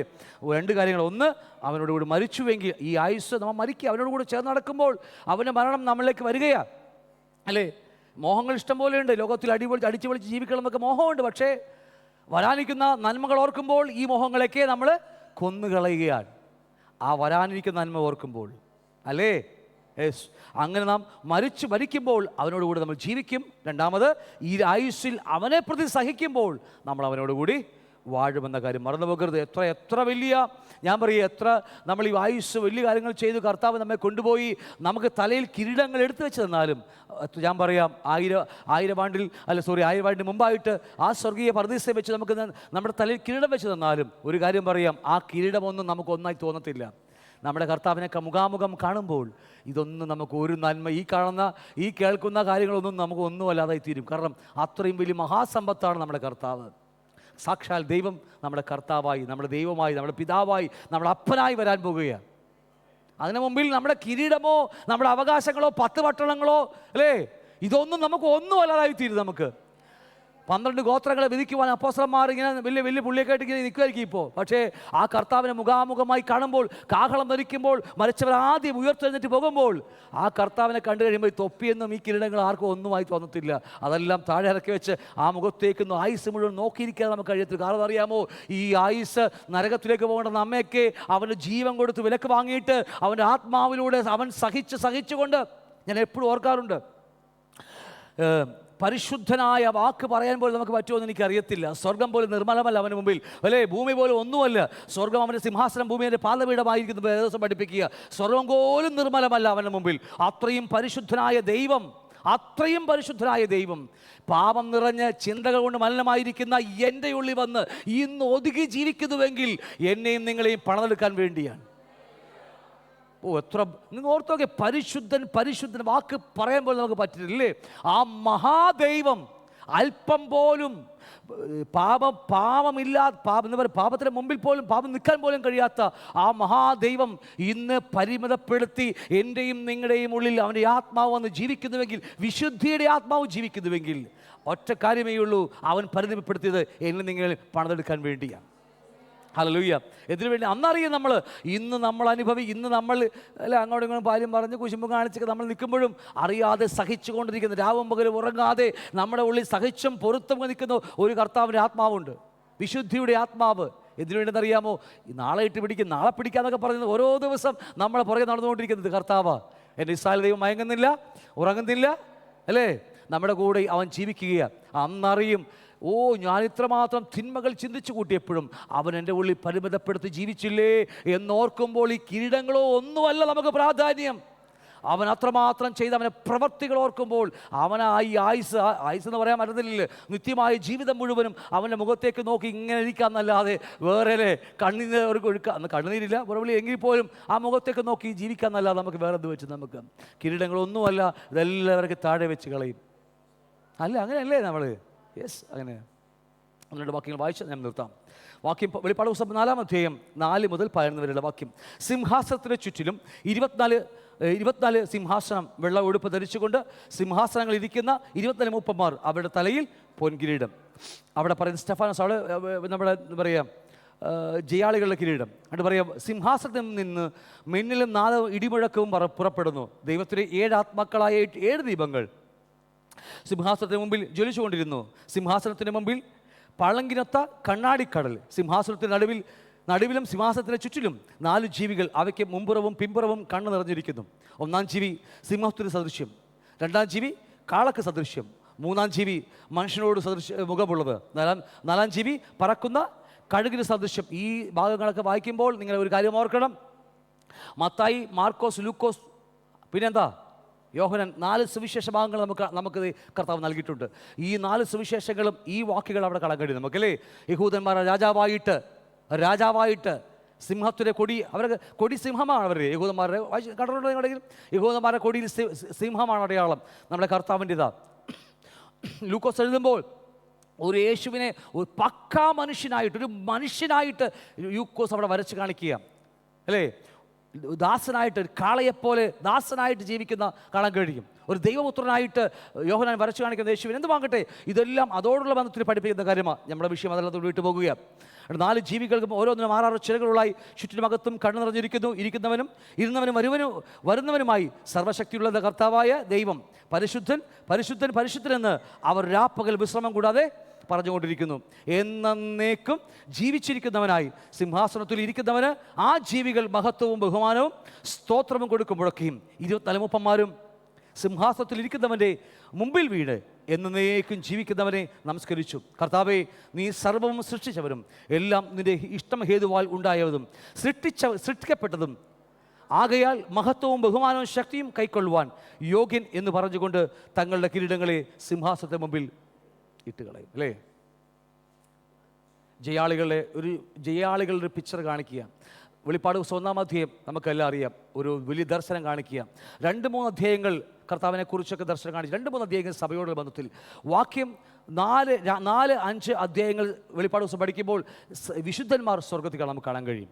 6-ാം അധ്യായം മുതൽ ഈ ഭൂമിയിൽ നടക്കുന്ന കഷ്ടകാലത്തെക്കുറിച്ച് അല്ലെങ്കിൽ പീഡനകാലത്തെക്കുറിച്ച് പഠിപ്പിക്കാൻ നമുക്ക് എല്ലാവർക്കും അറിയാം. പിന്നീട് അല്പമായി പിന്നെ ചിന്തിക്കും നമുക്ക് എപ്പോഴും കർത്താവ് അനുവദിച്ചാൽ. അപ്പോൾ എന്തുവാകട്ടെ, 4-ാം അധ്യായത്തിൽ ഈ വിശുദ്ധന്മാർ, നമ്മൾ ജയം പ്രാപിച്ച് അവിടെ ചെല്ലുന്ന വിശുദ്ധന്മാരെ കുറിച്ച് പറയുമ്പോൾ അവിടെ പറഞ്ഞ കാര്യമാണ്, ആ കർത്താവിനെ കാണുമ്പോൾ എന്താണെന്നറിയാമോ, തങ്ങളുടെ കിരീടങ്ങളെയൊക്കെ എവിടെ ഇട്ട് കളയും? ആ കാൽക്കലിട്ട് അവൻ നമസ്കരിച്ച് കളയും. കാരണം അത്രയും വലിയ ഒരു ദൈവമാണ് നമ്മുടെ കർത്താവ്. നമ്മൾ ഇന്ന് കാണുന്ന കർത്താവൊന്നും അല്ല അവിടെ കാണാൻ പോകുന്നത്. സ്നേഹത്തിൻ്റെ നിറവ്, താഴ്മയുടെ, ദീർഘക്ഷമയുടെ, ദീർഘസഹനത്തിൻ്റെയൊക്കെ ഒരു വാക്യം പറയാൻ കഴിയുമെങ്കിൽ അത് യേശുവിനെ പറ്റത്തുള്ളൂ നമുക്കല്ലേ. ഇന്ന് നമ്മളെയൊക്കെ ഇന്നും നമ്മുടെ ഹൃദയത്തിൽ ഒതുങ്ങിക്കൂടി നമ്മളെ പണിതെടുത്തുകൊണ്ടിരിക്കുക. പലപ്പോഴും നമ്മളൊക്കെ വിട്ടുപിരിഞ്ഞ് പാപചിന്തകൾ വരുമ്പോഴും ഒതുങ്ങിക്കൂടി ജീവിക്കുന്ന ഒരു കർത്താവ് നമ്മുടെ അകത്തുണ്ട്. അതൊക്കെ ഓർക്കുമ്പോൾ നമ്മൾ ഈ കിരീടങ്ങളൊന്നും നമുക്ക് ഒന്നുമായി തോന്നത്തില്ല. എല്ലാം കാൽക്കിട്ട് കളയുന്ന കാര്യം മറന്നു പോകരുത്. ഞാൻ വാക്ക് നിർത്തുകയാണ്, പാട്ടുകാർ കയറിക്കും. നമുക്കറിയാം നമ്മൾ ഇത്രയും കാര്യങ്ങൾ പഠിച്ചതല്ലേ. 6 പിക്ചറുകൾ നമ്മൾ പഠിച്ചു. 1, യഹൂദന്മാരുടെ രാജാവായിട്ട് നമ്മുടെ കർത്താവ് ഭൂമിയിൽ പിറന്നു എന്ന കാര്യം മറന്നു പോകരുത്. 2-ാമത്, മനുഷ്യൻ അല്ലെങ്കിൽ സ്വന്തം ജനമായ ഇസ്രായേൽ യേശുവിൻ്റെ തലയിൽ വേറൊരു കിരീടം വെച്ച് കൊടുത്തു. യഹൂദന്മാരുടെ രാജാവല്ലേ, ഞാൻ യഹൂദന്മാരുടെ രാജാവെന്ന് പറഞ്ഞപ്പോൾ കളിയാക്കി അവൻ്റെ തലയിൽ മുൾക്കിരീടങ്ങൾ ഏതാണ്ട് 156 വരുന്ന 6 ഇഞ്ച് നീളമുള്ള വിഷമുള്ളുകൾ കൊണ്ടുള്ള ആ കിരീടങ്ങൾ മെനഞ്ഞിട്ട് യേശുവിൻ്റെ തലയിൽ വെച്ച് കൊടുത്തു. അവർ വടി കൊണ്ട് ആഞ്ഞടിച്ചിട്ട് ആ മുൾക്കിരീടങ്ങൾ അവൻ്റെ കണ്ണിലേക്ക് ഇറങ്ങി വന്ന് കണ്ണ് പുറത്ത് ചാടിക്കിടന്നൊക്കെയ ചരിത്രങ്ങളിൽ വായിക്കാൻ കഴിയുന്നു. അത്ര വലിയ ഒരു നിന്ദയുടെയും പരിഹാസത്തിൻ്റെയും ഒരു കിരീടം വെച്ച് കൊടുത്തു. അവൻ രാജാവാണ്, മറന്നു പോകരുത്. പക്ഷേ അത് നമുക്ക് കാണാൻ കഴിയും. വീണ്ടും 3-ാമത് നാം ശ്രദ്ധിക്കുമ്പോൾ അപ്പോസ്തലനായ യോഹന്നാൻ പത്മോസിൽ നാടുകടത്തപ്പെട്ടു. അതിനിടയിൽ ആ ഏകനായി താൻ ജീവിക്കുമ്പോൾ അന്ന് ആത്മവിശുദ്ധയിൽ യേശുവിനെ കാണുന്ന ഒരു കാഴ്ച നമുക്കവിടെ കാണാൻ കഴിയും. ആ കാഴ്ച കാണുമ്പോൾ യേശുവിൻ്റെ തലയിൽ കിരീടമില്ല, അവൻ രാജാവായിട്ടില്ല. വെറും വെളുത്ത പഞ്ഞു പോലെ, ഹിമം പോലെ വെളുത്തിരിക്കുന്ന ഒരു മുടി മാത്രമേ കാണാൻ കഴിയുന്നുള്ളൂ. അത് മറ്റൊന്നുമല്ല, അത് യെശയ്യാ പ്രവാചകൻ പറഞ്ഞതുപോലെ അവൻ നിത്യപിതാവെന്ന് യേശുവിനെ കാണിക്കാൻ വേണ്ടിയാണ്. അവനാ സാക്ഷാൽ ദൈവം അല്ലേ, അവൻ തന്നെയാ ദൈവം. ആ പിതാവിനെ കാണിക്കാൻ വേണ്ടിയാണ്. അതിനുശേഷം നമ്മൾ 14-ാം അധ്യായത്തിലേക്ക് കടന്നു വരുമ്പോൾ അവിടെ നമുക്ക് കാണാൻ കഴിയുന്നത് യേശുവിനെ രാജാവായി കിരീടം ധരിച്ചുകൊണ്ട് കയ്യിൽ ന്യായവിധിയുടെ ഒരു വാളുമായിട്ട് അവൻ കടന്നു വരുന്നത് നമുക്ക് കാണാൻ കഴിയും. എന്നാൽ വെളിപ്പാട് പുസ്തകം 19-ാം അധ്യായത്തിൽ കടന്നു വരുമ്പോൾ കുഞ്ഞാടിൻ്റെ കല്യാണം പറഞ്ഞു വന്നിട്ട് തലയ്ക്ക് പഠിക്കുമ്പോൾ അവരുടെ തലയിൽ അനേക രാജമുടികൾ എന്ന് പറയുമ്പോൾ മെനി ക്രൗൺസ് അവരുടെ തലമേലുള്ള കാര്യം മറന്നു പോകരുത്. അതെന്താണെന്നറിയാമോ, കുഞ്ഞാടിൻ്റെ കല്യാണം കഴിഞ്ഞു ആകാശമണിയറയിൽ പോകുമ്പോൾ 7 വർഷം ഭൂമിയിൽ പീഡകാലമായിരിക്കുമ്പോൾ നിന്ന് ഈ ലോകത്തിൽ ബോംബുകളുടെയും 3rd വേൾഡ് വാർ നടക്കുമ്പോൾ ആകാശമണിയറയിൽ കർത്താവ് മണവാളൻ ആ മണവാട്ടിക്ക് അവരുടെ പ്രവർത്തികൾക്ക് തക്കവണ്ണം പ്രതിഫലം കൊടുക്കുന്ന ദിവസമാണ് അന്ന്. തലയിൽ നിന്ന് ഓരോ കീഴടകൾ നമുക്ക് ജയാളികൾക്ക് വെച്ചു കൊടുക്കുന്ന ദിവസമായി അന്ന് നമുക്ക് കാണാൻ കഴിയും. അത്രയ്ക്ക് സന്തോഷമുണ്ട്. ഇത് വേറെ ആരെക്കുറിച്ചല്ല, ജയാളികളെക്കുറിച്ച് പറയുന്ന കാര്യമാണ്. വെളിപ്പാട് പുസ്തകം ഉൽപ്പത്തി മുതൽ പറഞ്ഞ് ഓരോ കാര്യങ്ങൾ നമ്മൾ വായിച്ച് വെളിപ്പാട് പുസ്തകത്തിൽ കടന്നു വരുമ്പോൾ അവസാനം വരുമ്പോൾ നമുക്കൊരു വാക്യം കാണാൻ കഴിയും, ജയിക്കുന്നവൻ അവകാശമാക്കും അല്ലേ. എത്ര മനോഹരമായ വാക്കാണല്ലേ. ഈ 66 പുസ്തകം പറഞ്ഞ് മനുഷ്യൻ സൃഷ്ടിച്ചു, മനുഷ്യൻ ചാടി പുറത്തുപോയി, വീണ്ടും മനുഷ്യനെ മെനഞ്ഞുകൊണ്ടിരിക്കുന്നു, പ്രവാചകന്മാരിൽ പറഞ്ഞുകൊണ്ടിരിക്കുന്നു, ആ രക്ഷകനായ യേശുവിനെ കുറിച്ച് പറഞ്ഞുകൊണ്ടിരിക്കുന്നു എന്നൊക്കെ പറഞ്ഞു ഈ യാഗങ്ങളൊക്കെ യേശുവിനെ കാണിച്ച് വന്ന് മത്തായി ആകുമ്പോൾ ആ രക്ഷകൻ ഭൂമിയിലേക്ക് ഇറങ്ങി വന്നു മനുഷ്യനെ വീണ്ടും അവൻ്റെ ആത്മാവിനെ പണിതുകൊണ്ടിങ്ങനെ വരുമ്പോൾ വെളിപ്പാട് പുസ്തകം കടന്നു വരുമ്പോൾ അവസാനം കാണാൻ കഴിയും, ജയിക്കുന്നവൻ ഇത് അവകാശമാക്കും. ഭയങ്കര ദൈവത്തിൻ്റെ പ്രൊജക്റ്റ് എന്ന് പറഞ്ഞാൽ മനോഹരമായ പ്രൊജക്റ്റാണ്. ഇന്ന് കണ്ടുകൊണ്ടിരിക്കുന്ന ഓരോ പ്രവൃത്തികളും, ലോകത്തിലെ ഓരോ പ്രവൃത്തികളും കാണുമ്പോൾ അതെല്ലാം നമ്മുടെ കർത്താവിൻ്റെ വരവിനെ വിളിച്ചു പറയുകയാണ്.